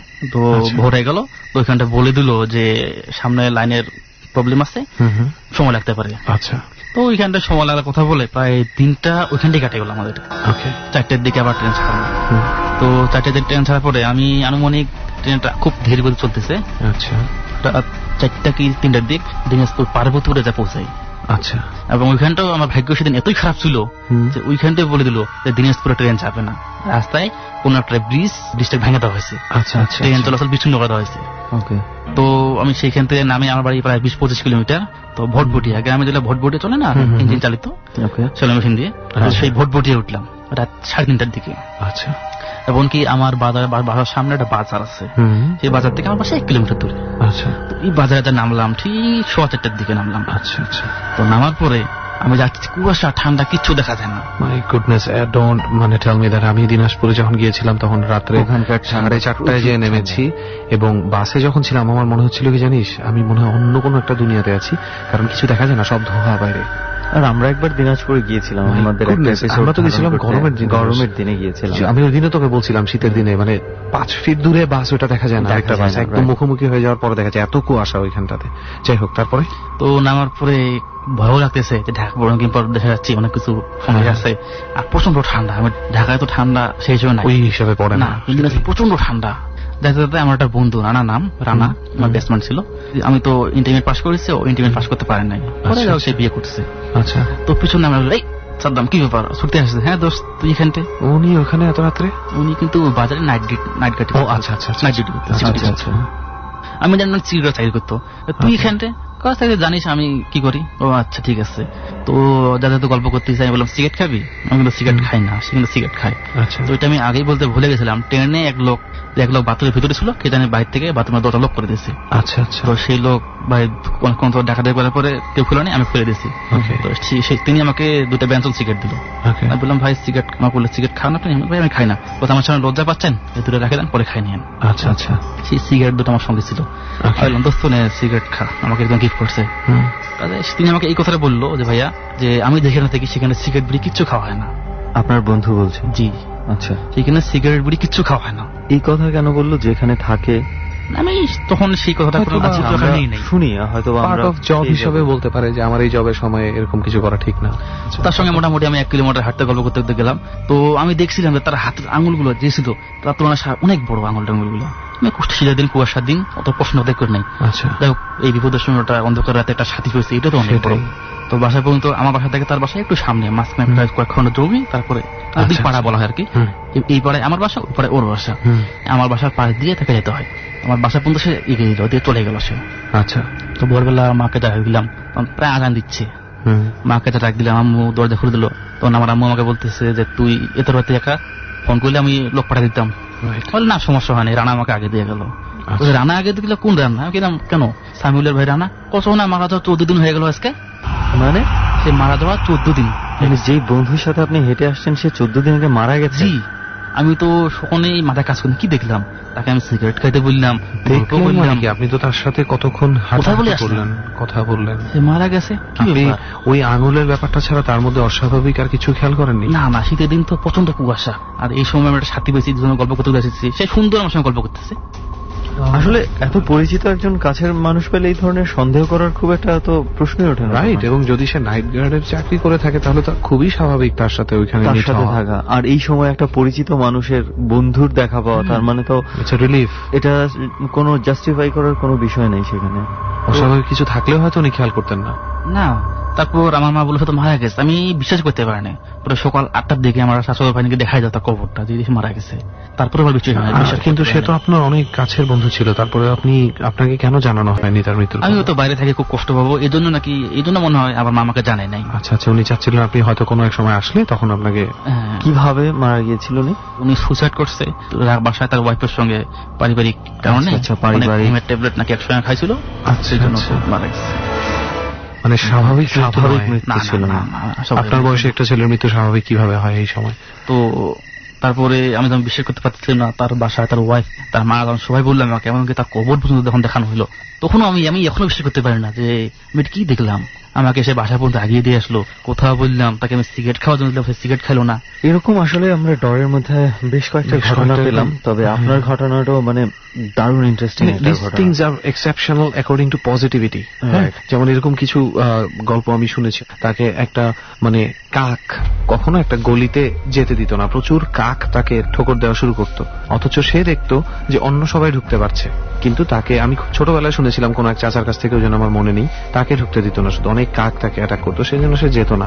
বাট আফটার অল একটা পর্যায়ের পরে দেখা গেছে যে ওই গলিতে কিছু একটা ছিল, বাজে কিছু একটা, যেটার কারণে ওখানে অনেকেরই যারা যেত রেগুলার বেসিসে রাতের বেলা তাদের খুব প্রবলেম হতো, অনেক রকম ভৌতিক ব্যাপারের মধ্যে তারা পড়তো। তো সেই ক্ষেত্রে ওই কাকগুলো যে তাকে যেতে দিত না, এটা কিন্তু কোনো একটা ভালো শক্তি তাকে বাঁচিয়ে দিয়েছে। তো আপনার ফ্রেন্ড রানা, যে কিনা আপনাকে মৃত্যুর পরেও কিন্তু আপনাকে মোটামুটি সাহায্য করে নিয়ে গেছে, হয়তো সে যদি না আসতো এর চেয়েও খারাপ কোনো কিছু ওই সময়টাতে আপনাকে অ্যাটাক করতে পারতো। You never know. তো তারপর কথা বললাম, যে মাঝখানে বলতে ভুলে গেছিলাম, বললাম তো তোর সঙ্গে অনেকদিন যোগাযোগ হয় না, বিয়ে শাদী করলি, তো মোবাইল নাম্বারটা দে। তো বলতাম মোবাইল নাম্বার না, যেখানে আমি কাজ করি থাকি টেলিফোন নাম্বার নেই। তো টেলিফোন নাম্বারটা ভাই আমার এখন স্পষ্ট মনে আছে, যে বাংলায় বলবো 24434। তো আমি পরে সেই নাম্বার ট্রাই করলাম, নাম্বারটা আমার ঢুকতেছে না। এটা কি টিএনটি মানে দিনাজপুরের টিএনটি নাম্বার গুলো কি এমনই হয় এইরকম? আমি সঠিক বলতে পারবো না, কি নাম্বার কোন ইউজ করি না। তো পরে আমি আমার মসজিদের যে ইমাম ছিল তার সঙ্গে কথাবার্তা বললাম, উনি পুরো ঘটনা শোনা করে বললো সে যেহেতু মারা গেছে, তো তিনি তোমাকে নামাজের কথা বলছে, যে ফজরে 2 রাকাত, জোহরে 4 রাকাত, আসরে 4 রাকাত, মাগরিবে 3 রাকাত এবং কি এশারে 4 রাকাত, তিনি তোমাকে নামাজের ইঙ্গিত দিয়েছে। ইমাম সাহেব আমাকে ব্যাখ্যা দিয়ে বুঝাই দিল। তো যেহেতু উনি 2 4 3 4 বললো, কোড হিসেবে পরে এটা ডিকোড করেছেন উনি। পরে ইমাম সাহেব আমাকে ব্যাখ্যা দিয়ে বুঝাই দিচ্ছে। মানে এটা ইমাম সাহেবের ব্যাখ্যা ছিল, আমরা জানি না ওটাই উনি মিন করেছে, এটাই মিন করেছে কিনা আমরা যদিও সেটা জানি না। তবে সাদ্দাম ভাইয়ের কাছে যে 2টা ঘটনা শুনলাম পরপর, মানে 2টা ঘটনাই বেশ ইন্টারেস্টিং ছিল। আমার কাছে আরো একটা ঘটনা আছে, যেটা 2001 সালে আমার দাদা মারা যায়। সেই সময় ছিল কিন্তু প্রচন্ড বর্ষা, আমার দাদা মারা যায়। তো আমার দাদা মারা যাওয়ার কিছুদিন পরে বর্ষা শুরু হয়। আচ্ছা। তো ঠিক 40 দিন পর, 40 দিন 38 দিন পর। তো যখন আমার দাদার আমার ডাড়া ছোট ডাড়া বলতে ঠিক বুঝলাম না, ছোট নদীর মতো আর কিছু। আচ্ছা আচ্ছা আচ্ছা, ডাড়া বলে গেলাম এগুলোকে, ডাড়া বা খাড়ি, জ্ঞানা ভাষা যেগুলো বলা হয়, বা ভদ্রভাষা বলে মোরা নদী। আচ্ছা।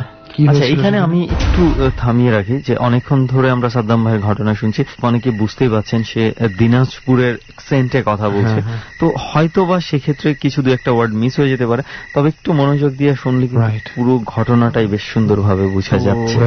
ওই ডাস্তান, আচ্ছা, সেখানে আরো কবরস্থান আছে আর কি, অনেক এরিয়া জুড়ে। তো আমাদের পারিবারিক কবরস্থানে আমার দাদাকে আমরা কবর দিলাম। আচ্ছা, আমার দাদা মাঠে দেওয়ার 38 দিন পর বর্ষা শুরু হলো। তো আমার বাবা রাত 3টের দিকে উনি বাথরুমে যাওয়ার জন্য উঠছে। আচ্ছা, বর্ষার দিন প্রচন্ড বর্ষা, উঠে বাথরুম থেকে যখন বাইরে এলো, আমার দাদা শ্বশুর এসে হাজির, বললো তুই আরামে ঘুমাচ্ছিস, আমি শুয়ে আছি, আমার কবর ভাঙে গেছে এবং কি আমি পানির মধ্যে ডুবে আছি। আমার বাবাকে আসে বললো। কখন, কোথা থেকে আসলেন? আমার দাদা তো মারাই গেছে, শ্বশুরলে আমার বাবাকে এসে বলতেছে যে তোরা এখানটা ঘরের মধ্যে আরাম করে শুয়ে আছিস, ওদিকে আমার ঘর ভাঙে গেছে, আমি পানির মধ্যে ডুবে আছি। আচ্ছা, তো আমার বাবা দেখলো যে সত্যি। আমার বাবা কিন্তু ভয় পায়নি, আসলে পরে তো আমার বাবা ভয় পায়নি।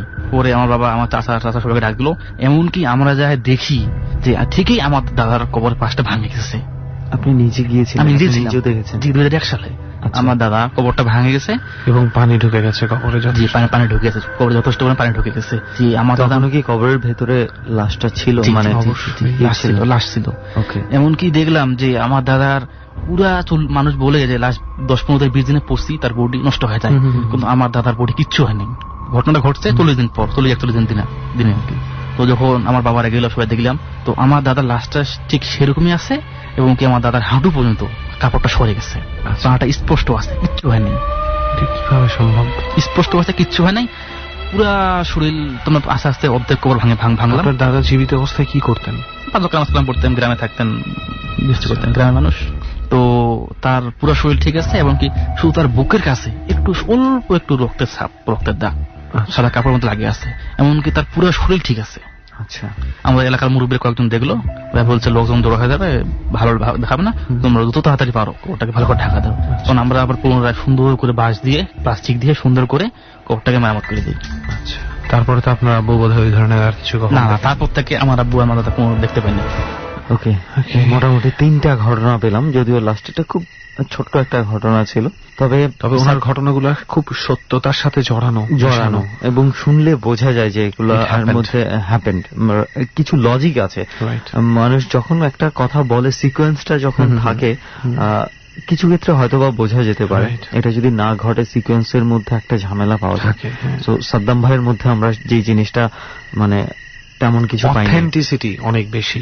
ওয়েল, যাই হোক, আমরা তো আপনার গল্পগুলো শুনলাম, তবে এখনো বুলবুল ভাইয়ের একটা গল্প শোনা বাকি আছে। বুলবুল ভাইয়ের কাছ থেকে এখন আমরা সেই স্টোরিটা শুনি। তো বুলবুল ভাই, আপনার জীবনের কয়েকটা ঘটনা তো শুনলাম, এখন আরেকটা ঘটনা আপনার বোধহয় বলার ছিল। জি ভাই, তো এবার সেই ঘটনাটা শুনি। এই ঘটনাটা, আমি তো গ্রামে চিকিৎসা করতাম, মানে মেডিকেল অ্যাসিস্ট্যান্টের কোর্সটা করা ছিল আমার। সেদিন রাত্রের 12টার দিকে আমারই এক ফ্রেন্ড, মানে কলিগ, স্কুলের হেড টিচার, সে আমাকে ফোন দিল, তাদের বাড়ির কাছে একজনের মানে পাতলা পায়খানা হয়েছে, ডায়রিয়া, যাওয়ার জন্য। তো আমি গেছি, যাওয়ার পরে রোগীর অবস্থা খুবই খারাপ ছিল। তো দেখি মনে হয়েছিল যে বাঁচবো বলে মনে হয় না। তো আমি যখন স্যালাইন পুশ করছি তার গায়ে, তো ডায়াসল স্যালাইন দেওয়ার পরে দেখলাম যে মিনিটে 30 কি 35 ফুটের মতো ড্রপ যাইতেছে, বেশি যাইতেছে না। তো আমি কিছুক্ষণ থেকে তারপর সেখান থেকে চলে আসছি। তো অত রাতে সেই গ্রাম থেকে আসার জন্য কোনো গাড়ি ঘোড়া পাইনি, তো একা আসতেছিলাম, স্যালাইন দিয়ে চলে আসলাম। বললাম যে দেখেন কি হয়। তো আমি যখন মাঝামাঝি আসি পড়ছি, আমার আসতে প্রায় আধা ঘন্টার মতো পার হয়েছে। এমন সময় দেখি আমার রাস্তার পাশে এক লোক আমার বলতেছে, ডাক্তার ভাই এসে বললেন? আমি বললাম হ্যাঁ। ওর কথাটা যখন বলছে ডাক্তার এসে বললেন, আমি হ্যাঁ বলার পরে মনে হয়েছে যে এই লোকটা কণ্ঠ পরিচিত। বলছি যে এই আপনি কেন, আমি এই মাত্র না স্যালাইন দিয়ে আসলাম, তা আপনি এত তাড়াতাড়ি রাস্তায় আসলেন কিভাবে? উনি আমাকে সে আমার পাশ দিয়ে পার হয়ে যেতেছে, আমি যেদিকে আসতেছি সেটা বিপরীত দিকে যাইতেছে। মানে আপনি যাকে স্যালাইন দিয়ে এসেছেন সে আপনার আগেই আরো সামনে কোথাও চলে গিয়ে আবার ফেরত আসছে, তার মানে আমাকে সে ক্রস করলো, ক্রস করার অবস্থা সে বলছে। আর দেখেন ভাই, আমরা অনেক সময় কিন্তু মনে দুঃখ থাকলে একভাবে জিজ্ঞেস করি, আবার আনন্দ থাকলে কিন্তু আরেকভাবে জিজ্ঞেস করি। আমি যখন তাকে জিজ্ঞেস করছি যে আপনাকে তো আমি স্যালাইন দিয়ে আসলাম, আমরা আসলেন কিভাবে এই জায়গায়? উনি আমার এমন ভাবে কথা বললেন যে ডাক্তার ভাই, অসুস্থ শরীর আর কত বিছানাতে শুয়ে থাকা যায়, এটা বলছে। বলার পরে বলি সেরে তখন একটু দ্রুত সে আমার ক্রস করতেছিল। আমি আরো কিছু জিজ্ঞেস করে ডাক দিলাম তাকে, কিন্তু সে আর শুনলো না, সাড়া দেয়নি। তা আমি ভাবতেছি যে এটা কি করে সম্ভব, আমি স্যালাইন দিয়ে আসলাম আর অথচ ও আমার সামনে কথা বলে গেল। তা আমি এটা নিয়ে আর অত চিন্তা, যে আমার যে ডেকে নিয়ে গেছিল পরে ফোন দিয়ে জিজ্ঞেস করলাম যে ওর নাম আসলে মেজবা ভাই, রুগীটার অবস্থা কি? আমার বললো যে তুমি স্যালাইন দিয়ে বেরিয়ে যাওয়ার 5-7 মিনিট পরে তো সে মারা গেছে। তখন যখনই বলছে মারা গেছে, আমি তো 5-7 মিনিট আধা ঘন্টা পরে তো আপনার সামনে থেকে আসলো, আমার সামনে থেকে আসলো। আমি তখন ইয়েতে পড়ে গেলাম যে কি ব্যাপার, আমি ও বলতেছে মারা গেছে আর আমার সাথে দেখা হইলো, তাহলে বিষয়টা কিরকম দাঁড়াইলো? আমি ওই সারা রাত অনেকটা ভাবছি, আমার হয় না, ঘুম আসে নাই, ভাবতেছিলাম। পরের দিন সকালে আমি ইচ্ছে করে সেই মেজবা মাস্টার আবার ডাইকা এনে তাকে জিজ্ঞেস করলাম যে কয়টার সময় শাশুড়ি মারা গেছে। সে তখন বললো যতটার সময় মারা গেছে। তখন আমি মেজবাবের বললাম যে ভাই ও কিন্তু আমার সাথে রাস্তার মধ্যে আধা ঘন্টা পরে আমার সাথে দেখা হয়েছিল। তখন সে আমার বললো যে হইতে পারে তোমার সাথে আত্মা আসে দেখা করছে। তো এটি ঠিক যে পৃথিবীতে তো সবকিছুই ধ্বংস হবো, কিন্তু আত্মা তো অবিনশ্বর, আত্মা তার ধ্বংস হওয়ার মতো না। এটা তো মানে শেষ পর্যন্ত আমি যেটা ব্যাখ্যা যেটা নিজের কাছে যেটা খুঁজে বার করছি যে আত্মা যেহেতু ধ্বংস হওয়ার না, আত্মা হয়ে আসতে পারে। মানে আমার সামনে যে ঘটনাটা, ওই যে লোকটা আমার সাথে কথা বলে গেল, যারা আমি চিকিৎসা করলাম, আমার যতগুলো ঘটনা করছে তার মধ্যে এই যেভাবে আমার সাথে কথাগুলো বলছে এবং সে যে ধরনের মানে আচরণটা করছে আমার সাথে, যেভাবে হাইটে গেছে, এটার মধ্যে যথেষ্ট পরিমাণের অস্বাভাবিকতা ছিল। আর অস্বাভাবিক এটাই যে আমি যেহেতু গ্রামে চিকিৎসা করি, আমার যথেষ্ট সবাই সম্মানও করে, কিন্তু ওই লোক আমার এই কথা বলার পরে যে দ্রুততার সঙ্গে সে আমার পাশ কাটাই গেছে, এটা যাওয়ার কথা না, আপনার জন্য ছিল না, এটা মানে যাওয়ার কথা না, আমার সাথে ভালোভাবে কথাটা বলে যাওয়ার কথা। এই একটা আরেকটা হয়েছে যে জায়গায় আমি চিকিৎসা করে আসলাম, সে মারা যাওয়ার পরে আমার সাথে দেখা করতে পারে, এটা তো আসলে বিশ্বাসের মধ্যে পড়ে না। তারপর আমরা যদি সব দিক দিয়ে যদি বিবেচনা করি, বিজ্ঞান দিয়ে যদি বিবেচনা করি বা এমনি যদি বিবেচনা করি, এটা আসলে কোনোভাবেই পড়ে না। এবং আপনি যখন দেখেছিলেন তাকে তো আত্মা ছাড়া আর কিছুই না, নিজেকে কোনোভাবে বুঝানো আর কি, যে বোঝাতে তো হবেই, কিছু না কিছু একটা দিয়ে তো বুঝাতে হবে। আমি নিজে আজকে স্পেশালি মানে বুলবুল ভাইয়ের ঘটনাগুলো এবং একই সাথে সাদ্দাম ভাইয়ের ঘটনাগুলো শুনে একটা জিনিস আমি বুঝতে পারছি যে আমরা যতই বলি যে সবকিছুই যে বিষয়টা রয়েছে এটা আমরা নিশ্চিত করবই এবং করেছিও। তো মান্নান ভাই, এবার আপনার স্টোরিতে আমরা একটু চলে যাই। এতক্ষণ তো আপনি বেশ কয়েকজনের স্টোরি শুনলেন, তো আপনার স্টোরিটা আমরা সবাই শুনি এবার। তো আপনার প্রথম যে ঘটনাটা আছে ডট টিমের কাছে আমরা শুনেছিলাম, সেটা কোন একটা কবরস্থানে গিয়েছিলেন আপনি, কিছু একটা হয়েছিল, এটা কি ছিল একটু শুরু থেকে শুনি। এটা হলো বিক্রমপুর। তো আমার খালার বাসায় আমি বেড়াইতে যাই। এটা কত সালের ঘটনা? এটা আপনার 2007 সালে। আচ্ছা। খালার বাসায় আমি বেড়াইতে যাই।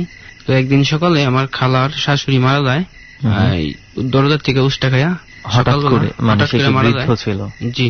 আচ্ছা, মানে দরজা থেকে মানে হোঁচট খেয়ে পড়ে অ্যাক্সিডেন্ট হয়, অ্যাক্সিডেন্টে মারা যায়। আচ্ছা। তো উনারে দাফন কাফনের ব্যবস্থার জন্য আর কি ওই কবরস্থানে গোর খোঁজার জন্য আমরা গোর খোঁজার ওই জায়গায় মানুষজন পাঠাই। তখন আমি আর আমার খালতো ভাই আর কিছু লোকজন আমরা নৌকা দিয়ে কবরস্থানে যাই। নৌকা দিয়ে কবরস্থানে যান? কবরটা মানে কোথায় ছিল? কবরটা ছিল বিলের মাঝখানে। বর্ষাকাল ছিল, চতুর্দিকে পানি ছিল, তো বিলের মাঝখানে ছিল। আচ্ছা। তখন যাই মতো আর কি ওরা নামে এক সাইডে, তো ওরা নামার পর ওরা পানি দিয়ে হাঁটু পানি দিয়ে হাইটে যায়, আমি আর হাঁটু পানিতে নামিনি, আমি আবার আরেক সাইড দিয়ে নামছি। আরেক সাইড দিয়ে কবর, কিছু কবর আছে মানে পরিত্যক্ত কবর আর কি, অনেক জংলা আগাছা হয়ে গেছে। তো ওগুলার ভিতর দিয়ে আমি দেখে দেখে পাড়ায় যাইতেছি, তো হঠাৎ করে একটা কবরের ভিতরে আর কি আমি পড়ে যাই। আচ্ছা। পড়ে যাওয়ার পরে আমার পাও আর আমার হাতের এক সাইড কেটে যায়, কেটে যাওয়ার পরে রক্ত বেরোয়। তো এই তেনা আর কিছু জংলা পাতা ঠাতা দিয়ে ঠিক করি। তো কবর খোঁজা শেষ হয় দুপুরের দিকে 1টার পরে। তো আমরা আবার ওইখান থেকে ব্যাগ দিয়ে বাসায় আসি।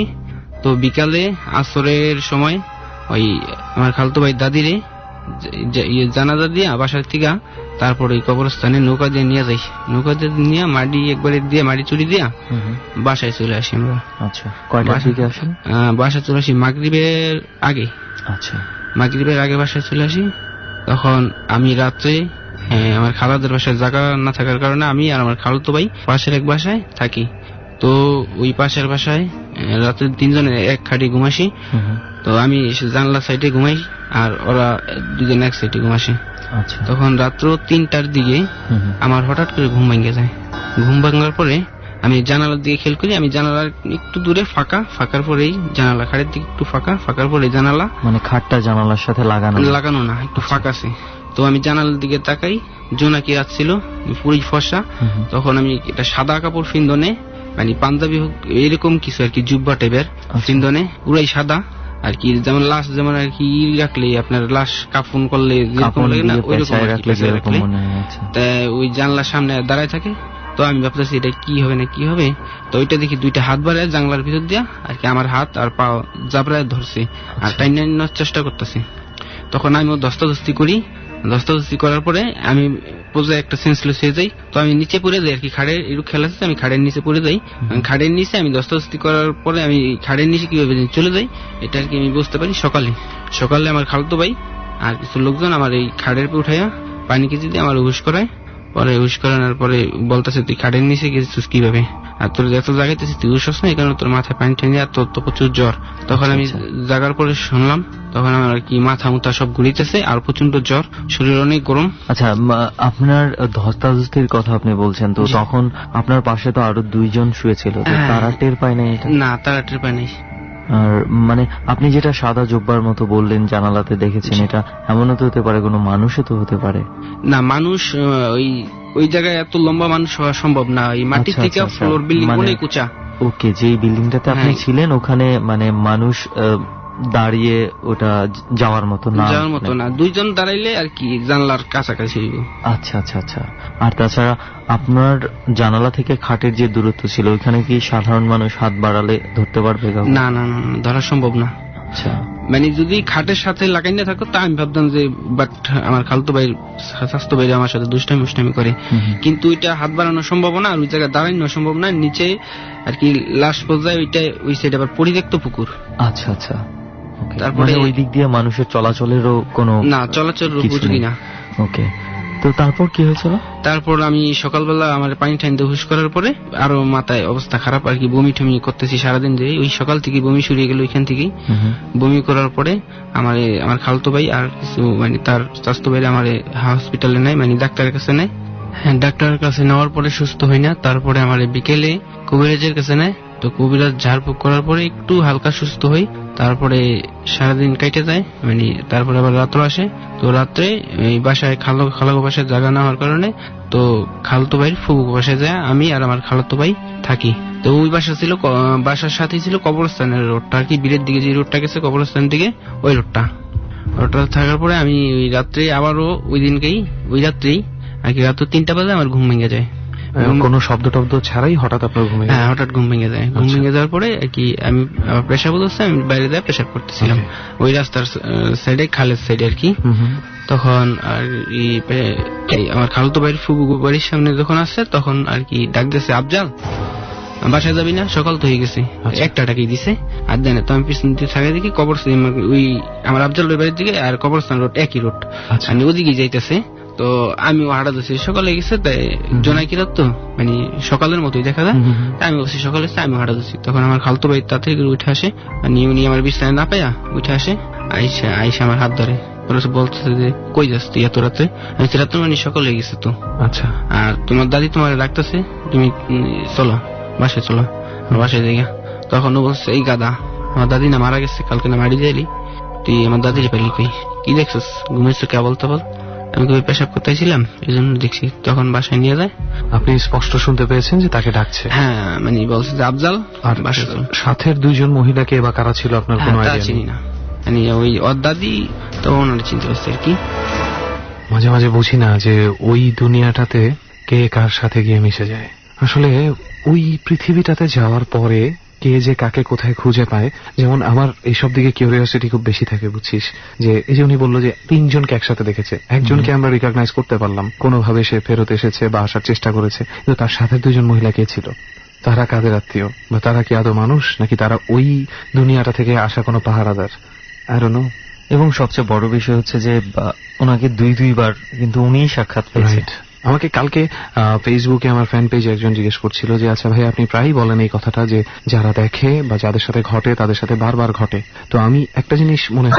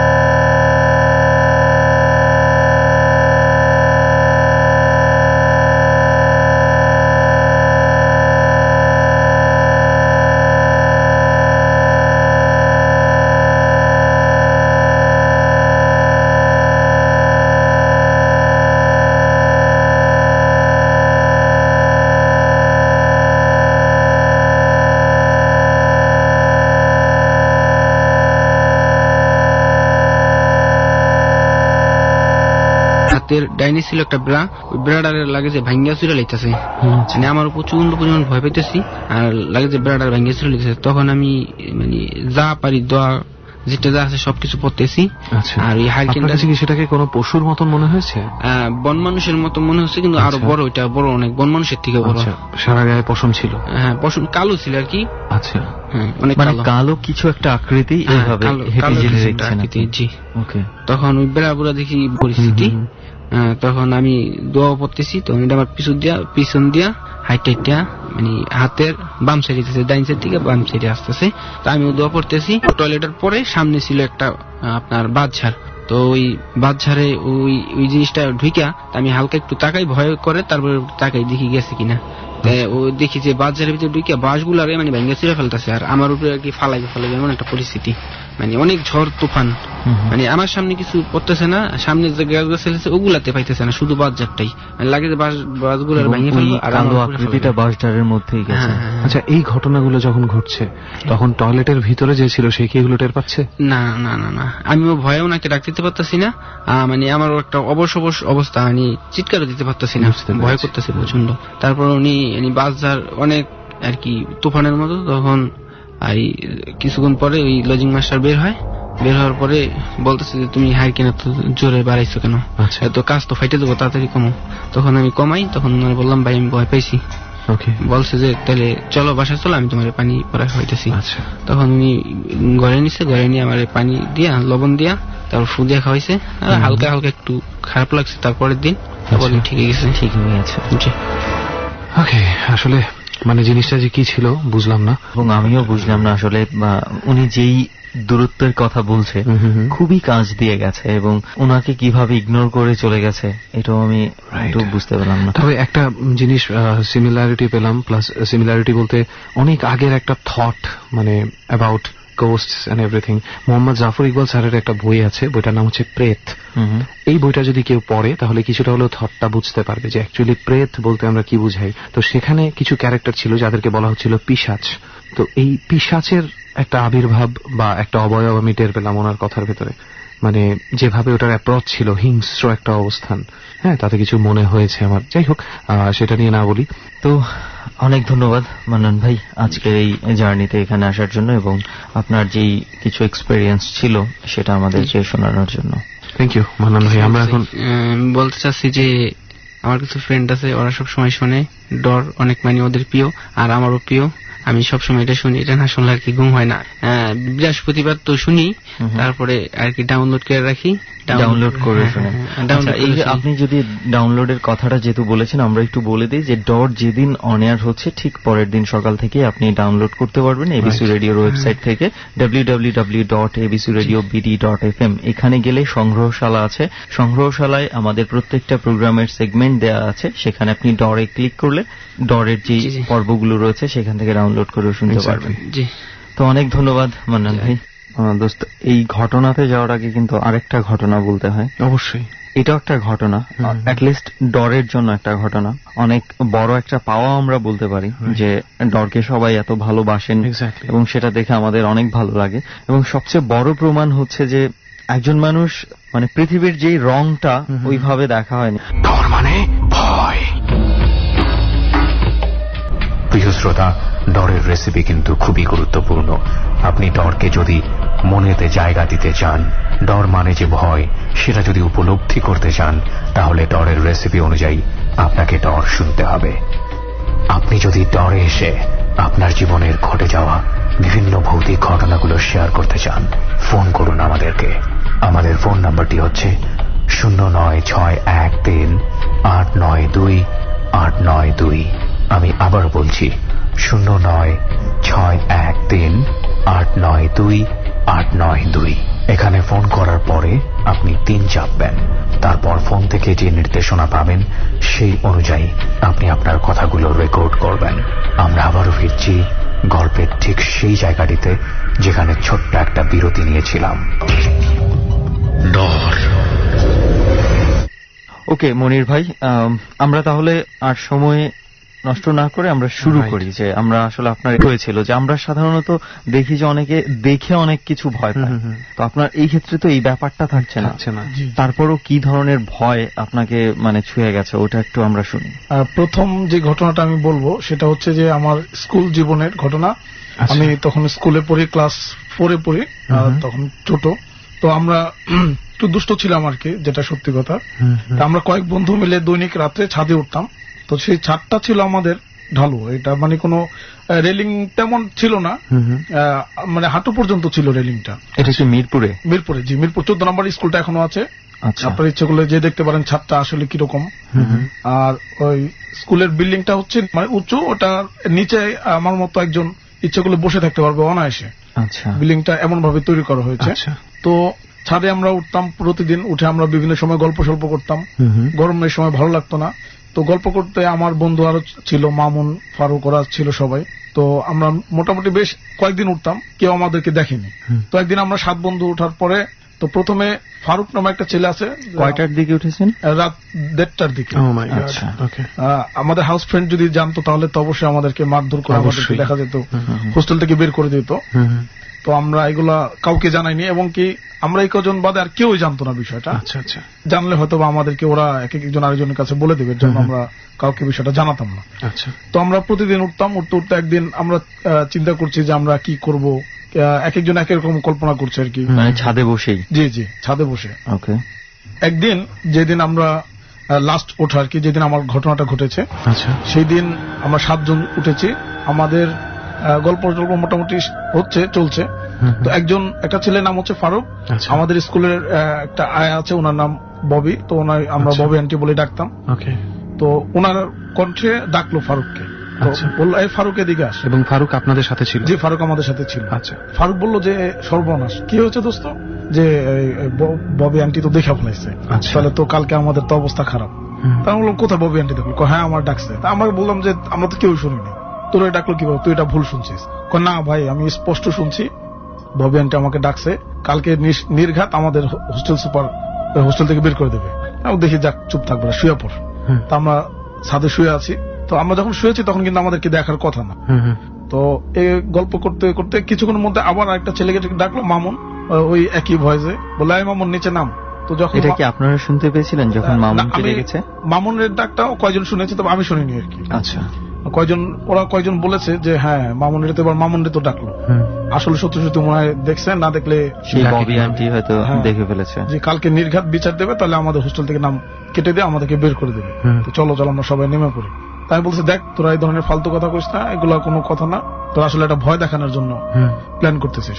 না দোস্ত, আসলে কোনো ভয়টা কিছু না, চল আমরা নামি। তাই বল ঠিক আছে, তাহলে যখন তোরা ভয় পাইলি তাহলে চল নেমা দেই, যদি একটা দুর্ঘটনা আসলে ঘটতে হতে পারে। তো পরে নামছে সবাই একে একে। তো আমি সবার শেষে নামবো আর কি। ওরা সবাই নিচে নেমে গেছে মোটামুটি। তো আমাদের নামার পজিশনটা হচ্ছে ভাইয়া এরকম, যেমন এই যে একটা ঘরের মধ্যে থাকলে সেই ঘরের মাঝখানে একটা ইয়া দেওয়া থাকে, এটাকে কি বলে, মানে পিলার ঠিক না, ওই টাইপেরই, তবে লোহার ইয়া দেওয়া আছে আর কি। ওইটা বেয়ে বেয়ে উঠতে হয়। আপনারা আসলে দেখলে বুঝতে পারবেন যে একজন ব্লাইন্ড মানুষ কত রিস্কে ওইভাবে ছাদে উঠে। আমি মনে হয় কিছুটা বুঝতে পেরেছি, কিছু ছাদে এভাবে সিস্টেম থাকে, পাইপ দেওয়া থাকে, সেই পাইপ চড়ে উঠতে হয়। হ্যাঁ, বুঝতে পেরেছি। তো ওটা ছিল একটা রুমের মধ্যে দিয়ে। তো ওটা আমরা একজন, ওরা সবাই নেমে গেছে, এখন আমি নামবো। আমি ওই জায়গাটিতে আসার আগেই মনে হলো কি আমাকে কেউ খুব জোরে ধাক্কা মারল। ধাক্কা মারার পরে যখন আমি শুনলে, তখন আমি শুধু ডাকলাম যে মামুন আমাকে ধর। আমি পড়ার কথা ছিল উবুত হয়ে, কিন্তু আমি চিত হয়ে পড়েছি যখন নিচে পড়েছি। মানে আপনার শরীরটাকে কেউ উল্টে দিয়েছে এরকম মনে হচ্ছে। জি, যদি আমি নিজে নিজে পড়তাম তাহলে তো আমি পড়ার কথা, কারণ ওইখান থেকে আরো কমপক্ষে 10-20 হাত দূরে যেই নিচে পড়ার যে জায়গাটা। আর আমি এখন ওই যে নিচে নামার যে জায়গাটা, সেটাতে এখনো আসিনি, তার একটু পরে আসবো আর কি। দাঁড়িয়ে আছি যে নামবো, ওরা সবাই নেমেছে, তো এখন আমার নামার পালা একা একা আর কি। তো তখন হচ্ছে রাত 3:30টার মতো বাজে। তো আমি যখন পড়ে যাচ্ছি, তখন আমি যখন ওই মামুনকে ডাকলাম, তখন মামুন ভাবলো কি মনে হচ্ছে যে মনির আর নেই, হয়তো মারা গেছে।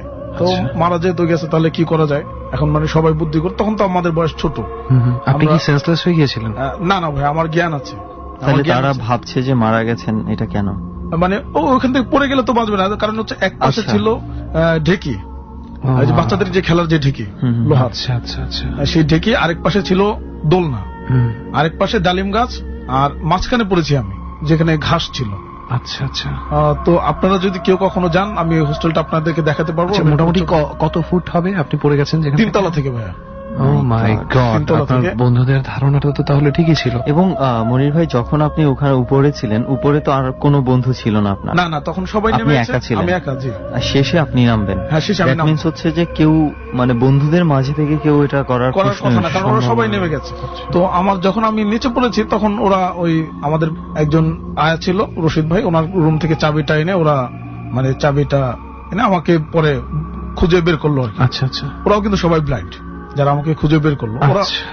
ওরা আবার ভাবলো কি ভাই, এই সময় একটু বলিনি, সেটা হচ্ছে যে আমি যদি মারাই যাই তাহলে কি করবে, মানে যাদের বাচ্চা ছেলেদের যা বুদ্ধি আর কি, ওরা ভাবলো যে যদি মনির যদি মারাই যায় তাহলে আমরা ওকে বিল্ডিং এর নিচে ঢুকিয়ে রাখবো। কারণ হচ্ছে যে এই যে ও যে পড়ছে, এটা যদি বলা যাবে না, বললে তো আমাদের সবারই একই অবস্থা। ও কিভাবে কি হয়েছে সেটা আমরা জানি না, ওকে বিল্ডিং নিচে আমরা ঢুকাই দিয়ে আসবো। কারণ আমি তো শুরুতেই বলেছি যে আমাদের বিল্ডিংটা হচ্ছে আপনারা, আমি আমার মতো একজন মানুষ ইচ্ছা করলে ওখানে বসে থাকতে পারবো অনায়াসে। আচ্ছা, তো এই উদ্দেশ্য নিয়ে তারা আপনাকে খুঁজতে যায়? হ্যাঁ, খুঁজতে যায়। আচ্ছা, যে আসলে ওরা তো ভাবলো যে আমি মরে গেছি। তো যখন ওরা আমার কাছাকাছি যায়, তখন আমাকে বলছে যে মনির তুই কি বেঁচে আছিস? আমি বলছি হ্যাঁ, আমাকে ধর। আমি খুব আস্তে আস্তে বলতেছি আচ্ছা যে আমাকে ধর। তো ওরা বললো যে কিরে, তুই তো পড়ার কথাও বলতে, তুই চিত হয়ে গেলি কিভাবে? তাই বললাম ভাই আমি কিছুই জানি না, আমাকে তোরা ধরে নিয়ে যা। এরপরে ওরা আমাকে নিয়ে আসলো, ডাক্তার ট্রিটমেন্টের পরে মোটামুটি সুস্থ হয়েছে। এটা হচ্ছে আমার জীবনের প্রথম ঘটনা। আচ্ছা, তো সেই দুর্ঘটনায় আপনার কি মানে হাত ভাঙা, পা ভাঙা টাইপের কিছু হয়নি ভাই। তো আমার মেরুদণ্ড এখন মাঝে মধ্যে আমি একটানা বসে থাকতে পারি না আর কি। আচ্ছা আচ্ছা, চেয়ার বা কিছু ছাড়া। তো এটা তো ঘটলো একটা ঘটনা, কিন্তু এই ঘটনায় আমি যেটা বুঝলাম যে আপনি কি ফিল করেছিলেন কেউ আপনাকে ধাক্কা দিচ্ছে? ধাক্কা দিয়েছে, হ্যাঁ, কেউ আমাকে ধাক্কা দিয়েছে। তা না হলে তো আমার পড়ার কথা না। আমি স্পষ্টভাবে বুঝেছি কারো হাত আমার গায়ে লেগেছে। এখন এটা আমি প্রশ্নটা আমার করা ঠিক না, তারপরেও আমি প্রশ্ন করতেছি আপনাকে। এমন কি হতে পারে না যে আপনারা 7 জন এখানে ছিলেন, আপনার সবার শেষে নামার কথা থাকলেও 5 জন নেমেছে, একজন রয়ে গেছিল উপরে? ওরা তো সবাই আগে নেমে যে আমাকে ডাকছে যে তুই তাড়াতাড়ি নাম, ওরা সবাই আগে নেমেছে। এটা আমিও ছিলাম যে ও যদি ওরা একজন থাকলে তো আমি বুঝতে পারতাম, কারণ সবাই নেমে নেমে কথা বলছে যে হ্যাঁ এখন আমি নামছি, এখন তুই নাম। কারণ ওই রাস্তাটা ভাই এমন, একজনের বেশি 2 জন নামা সম্ভব না একসাথে। হ্যাঁ, একসাথে। তো একজন নামছে আর বলছে যে হ্যাঁ মনির আমি নামছি, এবার তুই নাম। রেহান, আমার মনে একটা প্রশ্ন জাগছিল যে উনি যখন পড়ে গেছেন, এমনও হতে পারে যে ওইখানে মানে অসাবধানতা বশত যে কোনো কিছু পড়তে, একটা স্বাভাবিক মানুষও নামতে গিয়ে হঠাৎ করে পা ফসকে বা কোনো না কোনো ভাবে পড়ে যেতে পারে। বাট যেটা উনি বলছে যে কেউ একজন হাত দিয়ে ধাক্কা দিয়েছে, ওই ছোঁয়াটা উনি স্পষ্ট অনুভব করতে পেরেছে। সো আই থিঙ্ক সেখানে হচ্ছে কিছু একটা বিষয়। তো এরকম আরো কোনো এক্সপেরিয়েন্স আপনার কি আছে? জি ভাই, আমি আরেকটা স্কুলের ঘটনা বলি। এটা হচ্ছে মিরপুর 2 নম্বরে। আচ্ছা, এটার ঘটনাটা তেমন যদিও ভয়ের না, তারপরে একটা আতঙ্ক আর কি। কিরকম? এটা হচ্ছে এরকম যে আমরা তো রাত্রে দাবা খেলতাম, কার্ড খেলতাম রাত্রে, অনেক রাত্রে। আচ্ছা, প্রায় 1টা-2টা পর্যন্ত। তো ওই স্কুলে আবার ছাদে উঠতাম না। কার্ড খেলতেন আপনার ওই স্কুলে? কি সবাই আপনার মতনই? জি, সবাই ব্লাইন্ড। হ্যাঁ, সবাই। আচ্ছা আচ্ছা, তাহলে আপনারা কার্ড খেলতেন কি উপায়ে? কার্ড খেলতে পারবো না হচ্ছে আমাদের যে লেখাটা হাতের সাহায্যে বোঝার উপায় আছে। আচ্ছা আচ্ছা, ব্রেইল পদ্ধতিতে আপনারা ইয়ে করেন? ওকে, হ্যাঁ জি, ব্রেইল পদ্ধতিতে। যেটা হচ্ছে যে কিবরিয়া ভাই যে হোস্টেলে লেখাপড়া করেছে অর্থাৎ ঢাকা ইউনিভার্সিটিতে, ওখানে কিন্তু আমাদের ব্লাইন্ড ছেলেরা ছিল। আচ্ছা আচ্ছা আচ্ছা, কিবরিয়া ভাইয়ের সাথে আমার এর আগে অন্তত দেখা হয়েছে কয়েকবার ঢাকা ইউনিভার্সিটিতে। আচ্ছা আচ্ছা আচ্ছা, তো ওইখানে আমাদের লেখাটা বোঝার মতো একটা উপায় আছে, ব্রেইল পদ্ধতি, যেটা ওটা ইন্ডিয়াতে বা বিভিন্ন রাষ্ট্রে তৈরি হয় আর কি। রাইট। তো আমাদের স্কুল থেকে ওইটা দেওয়া হতো, আমরা কার্ড খেলতাম। তো খেলতে খেলতে তো হঠাৎ প্রায় দিনই শুনতাম উপরে কি যেন ধূপধাপ করছে, লাফালাফি করছে। আপনাদের উপরের তলায়? উপরের ছাদে। আচ্ছা আচ্ছা, আমরা 2 তলায়, আমাদের উপরে ছাদ। আচ্ছা আচ্ছা, তো লাফালাফি করছে। তা আমরা ভাবলাম হয়তো আমাদের কোনো স্টাফ হবে, ওনারা হয়তো কেউ দুষ্টামি ফাজলামি করছে আর কি। এটা কবের ঘটনা ভাইয়া? জি ভাইয়া, এটা কবের ঘটনা? এটা হচ্ছে 92 সালের ঘটনা। আচ্ছা আচ্ছা, এই স্কুলটা হচ্ছে মিরপুর 2 নম্বরে বড়বাগে অবস্থিত। এখন অবশ্যই এটা নাই, ওটা ট্রান্সফারে এখন সাভার চলে গেছে। আচ্ছা, ওকে। তারপরে আপনি এরকম শব্দ শুনতে পেতেন? আপনারা সবাই শুনতে পেতেন? জি, সবাই যে কজন জাগনা থাকতাম সবাই শুনতে পেতাম। আচ্ছা, তারপরে কি করলেন? তো সবাই শুনতে পাওয়ার পরে একদিন ভাবলাম কি আমাদের সাথে কিন্তু আবার একটা চোখে দেখা ছেলে থাকতো। আচ্ছা আচ্ছা, পার্সিয়ালিটি ব্লাইন্ড, মানে এক চোখে দেখে। ও আমাদের মধ্যে লেখাপড়া করতো। আচ্ছা, তো কারণ ও শুনতো, আমরাও শুনতাম। তো এখন ওরে নিয়ে আমরা একদিন প্রথম দিন গেলাম যে চলতো, ছেলেটার নাম ছিল উৎপল, এবং উৎপল চলতো, আমরা একটু যাই দেখি কে আসলে ছাদে এরকম লাফালাফি করে। আমরা যেহেতু দেখবো না, তুই তো দেখবি। তো ওই ছেলেটা গেল, কিন্তু আসলে ছাদে কেউ নাই, কারো কোনো অস্তিত্ব পাই নাই। আমরা মোটামুটি বেশ কয়েকজন খোঁজাখুঁজি করলাম, কিন্তু নাই। এরপরে আমরা ছাদের ওই যে দরজাটা, ছাদে ওঠার ওই দরজাটা আমরা ভালোভাবে লাগিয়ে দিয়ে আসলাম, যে কেউ ঢুকলে তো এটা খুলা তারপর ঢুকতে হবে, এছাড়া তো কোনো উপায় নেই। পরবর্তীতে আবার যখন আসার পরে আবার খেলতে বসলাম, খেলতে বসার পরে আবার সেই একই শব্দ, এবার প্রচুর জোরে শব্দ, মানে পাথর ছুঁড়ে মারছে মনে হচ্ছে যে অনেক জোরে জোরে পাথর মারছে, কেউ জানে এপার থেকে পাথর দিয়ে বল খেলছে। শব্দটা খুব বিরক্ত লাগছে। তো আবার গেলাম আমরা, এবার যে দেখি যে গেট তো লাগানোই আছে, তাই ছাদে উঠলোটাকে, ছাদে যদি কেউ তো তাহলে তো আমরা গেট তো খোলা থাকবে। আশেপাশে এমন কোনো কি আছে যে আশেপাশে বিল্ডিং যে যেই ছাদে আসা যাবে? না, আমাদের এই ছাদ থেকে এই ছাদে আসা তো সম্ভব না, কারণ এটা হোস্টেলটা এমন ভাবে দূরত্ব ছিল, বিল্ডিংটা ওই দেওয়াল থেকে বিল্ডিংটা আরো কমপক্ষে 100 হাত ভিতরে, মানে হোস্টেল কম্পাউন্ড আছে, সেই কম্পাউন্ডের ভিতরে আশেপাশে এমন অন্য কোনো বিল্ডিং ও ছিল না যে অন্য ছাদ থেকে এখানে না, ওই যে দেওয়াল থেকে আরো 100 হাত ভিতরে বিল্ডিংটা। বুঝতে পেরেছি, এরিয়াটার থেকে। ওকে, তারপর তো এরপরে হচ্ছে আমরা গেলাম যে এত জোরে ডিস্টার্ব করে এই বিষয়টা কি, এটা দেখতে হবে। যে আমরা ভাবলাম, প্রথমে ভেবেছিলাম যে কোনো ছাত্র হয়তো এটা মজা করছে আমাদেরকে ভয়টা দেখানোর জন্য, কারণ এর আগে তো অনেক ভয়ের গল্প টল্প সবাই বলতো বা সবাই দেখতো, এর জন্য হয়তো কেউ ভয় দেখানোর জন্য এরকম করছে। তো এরপরে আমরা যখন দ্বিতীয়বার গেলাম, যে দেখলাম যে দরজা ঠিকই আটকানো, কিন্তু কেউ নেই। তো কেউ নেই, তো ওই ছেলেটাকে দিয়ে খোঁজালাম যে চল আমরা একটু পানির ট্যাঙ্কিটার ওইখানে যে আমরা একটু দেখে আসি। তো পানির ট্যাঙ্কিটার ওখানে যাওয়ার পরে মানে মনে হলো যেন কে কান্নাকাটি করছে। আমি ভাবলাম, আমরা ভাবতেছি যে এত রাতে কান্নাকাটি করবে, এটা তো আপনারা সবাই শুনতে পাচ্ছেন? সবাই শুনতে, যে কজন গিয়েছি সবাই শুনতে পেয়েছে যে কান্নাকাটি করছে। তা উৎপলকে বললাম যে এই দেখ তো আশেপাশে কেউ আছে কিনা কান্নাকাটি করে। তো বলতেছে না রে ভাই, কেউ তো নাই, আশেপাশে তো কেউ দেখতেছি না। আমি কই ভালো করে ট্যাঙ্কিটা নিচে টিচে দেখ। তো ট্যাঙ্কিটা ছিল উপরে, ট্যাঙ্কির নিচে ও দুইটা নিজে বৈশাও দেখলো যে না আসলে কিছু নেই। তো কান্নার আওয়াজটা আসছে কোত্থেকে, ওই যে পিছনে আবার একটা ওয়াশরুম আছে ছাদে, ওয়াশরুমে একটা আম গাছ ছিল। আম গাছটা হচ্ছে যেটা আমরা স্কুলে ভর্তি হয়ে শুনেছি, যেটা মানে আম গাছের ডাল এসে ওয়াশরুমটার কাছাকাছি চলে এসেছিল। হ্যাঁ, একবারে মানে ওইখানে দাঁড়ালে ওই আম গাছের পাতা ছেঁড়া যায়। এটা হচ্ছে যে ওটা হচ্ছে যুদ্ধের আগে বাড়িটা কমপ্লিট ছিল যতটুকু শুনেছি। তো ওই আম গাছটা অনেক পুরোনো আম গাছ, 2-4 জনে একসাথে দাঁড়া হয়ে ছাড়া ধরার কোনো উপায় নেই আর কি। তারপরে তো আমরা গাছের ওইখান থেকে কান্নাটা আসছে, আসার পরে আমরা তো আসলে ভয় পেয়েছি যে, আর ওই দিকটা অন্ধকার, ওই দিকটা হচ্ছে একটা অন্ধকার ওয়াশরুমে কোনো লাইট ছিল না, যার কারণে আমরা সবাই খুব তাড়াতাড়ি করে চলে আসছি। তো ওই দিনকার মতো আমরা চলে আসছি। চলে আসার পরে এই ঘটনাটা আমরা একজনকে বললাম, আমাদের স্কুলের দারোয়ান। তো উনি আসলে বিশ্বাস করলো না। উনি বলছে যে না, তোমরা অন্ধ মানুষ, তোমরা এই ধরনের, আমাদের ছাদে গিয়েছি রাতে, এটা আবার বলিনি তাকে। এটা বললে তো আমাদেরকে পানিশমেন্ট দেবে। তো আমরা বলেছি যে ছাদে এরকম লাফালাফি করে এই সেই। তো উনি বললো যে না, এই জাতীয় তো কেউ, আমি তো সারা ডিউটি করি, আমি তো কিছু দেখি না। তো তোমাদের এটা ভুল ধারণা, তোমরা রাত্রে বসে বসে সারা জাগ না থাকো, তোমরা স্কুলে পড়াশোনা করো না। মানে উনি আমাদেরকে বকাঝকা করছে। কিছুদিন পরে আবার আমরা একই শব্দ শুনতে পারলাম। এবার আমরা একটু দলে ভারী হয়ে আমরা গেলাম আসলে ওই যে পাথর মারা, আমরা গেলাম, যার পরে আবার সেই একই অবস্থা, কেউ নেই। আমরা বললাম যে ছাদের উপরে কে এইভাবে দুষ্টামি করতেছো, কে, যদি কেউ থাকো তাহলে কাছে আসো। তো একটু পরে দেখলাম কি ভাই, কয়েকটা ঢিল আসলো আমাদের কাছাকাছি। মানে ঢিল ছুঁড়ে মারলে যেরকম শব্দ হয়, এরকম শব্দ হলো আর কি আমাদের কাছাকাছি। আমরা তো যেহেতু দেখতে পাই না কেউ, এই যে ঢিল আমরা পেলাম না। আর ঢিল খোঁজারও কোনো ইয়া মনে করিনি, যেহেতু ঢিল মারার সাথে সাথে আমরা সকলে দৌড় দিয়ে নিচে চলে আসছি। এই ছিল আর কি ঘটনা। এরপর থেকে শেষ পর্যন্ত আর আপনারা এই কান্নার উৎসটা আর এই ঢিলের উৎস এটা আমরা খুঁজে পাইনি। এছাড়া হচ্ছে আমাদের ওই হোস্টেলটা ছিল এমন অবস্থা, যেটা আমরা যখন হাতের কাজ শিখতাম বিকেল টাইমে, তখন হয়তো অনেকে দুষ্টামি করে মাটি খোঁড়াখুড়ি করতো। ওখানে নাকি আমি নিজেও একবার পেয়েছি, মানুষের আঙুল পাওয়া যেত, তারপরে মানুষের হাড় গোড় পাওয়া যেত, এগুলো পাওয়া যেত। আমি নিজে 2বার পেয়েছি। এটা কি কোনো কবরস্থানের উপরে করা হয়েছিল নাকি? এটা যতটুকু আমরা শুনেছি, এই বাড়িটা ওই যখন 71 সালে ছিল, তখন যুদ্ধ, অনেক লাশ ওখানে নাকি মাটি দেওয়া, মাটি চাপা দেওয়া, গণকবর দেওয়া হয়েছিল এখানে। জি। ওকে, তো যেটা বলছিলাম যে আপনার যে স্টোরিগুলো আমরা শুনলাম ভাইয়া, ইটস অসাম। তো মনির ভাই, আপনার মানে আপনি তো রেগুলার একজন ডরের শ্রোতা। জি জি ভাই, আমি নিয়মিত শুনি। আপনার অনেক ফ্রেন্ডও বোধহয় শোনে। হ্যাঁ, আমার অনেক ফ্রেন্ড আছে, এর মধ্যে ফারুক আছে, সে নিয়মিত শুনে। তারপরে আমার একটা বন্ধুর ছেলে আছে নাজমুল, আচ্ছা, ও নিয়মিত শুনে। এবং কালকে যখন আমি আসবো, ওকে যখন আমি ফার্স্টে বলেছি যে নাজমুল আমি কিন্তু কালকে ডরে যাচ্ছি, আচ্ছা, তো বলতেছে যে কাকা তাহলে আমার নামটা একটু বললেন।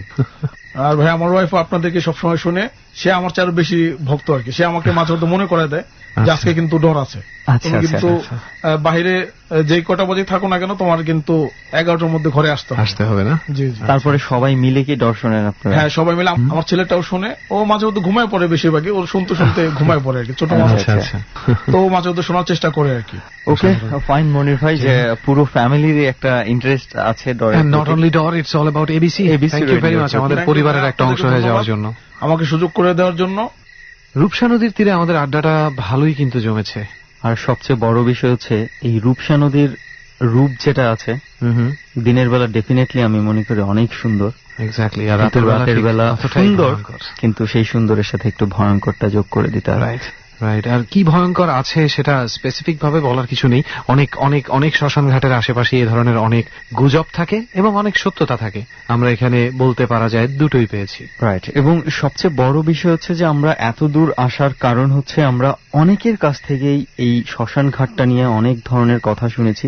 ওকে, না ইটস ওকে, এটা নিয়ে আমরা কথা না বলি, যেটা গেছে সেটা গেছে। যাই হোক, আমরা আজকে প্রায় শেষ পর্যায়ে কিন্তু চলে আসছি, আর আমার মনে হয় আমাদের যাওয়া উচিত। ওকে, তাহলে চল। Alright then. Oh, wait a minute. Believe it or not, fear does exist. ডর মানে ভয়।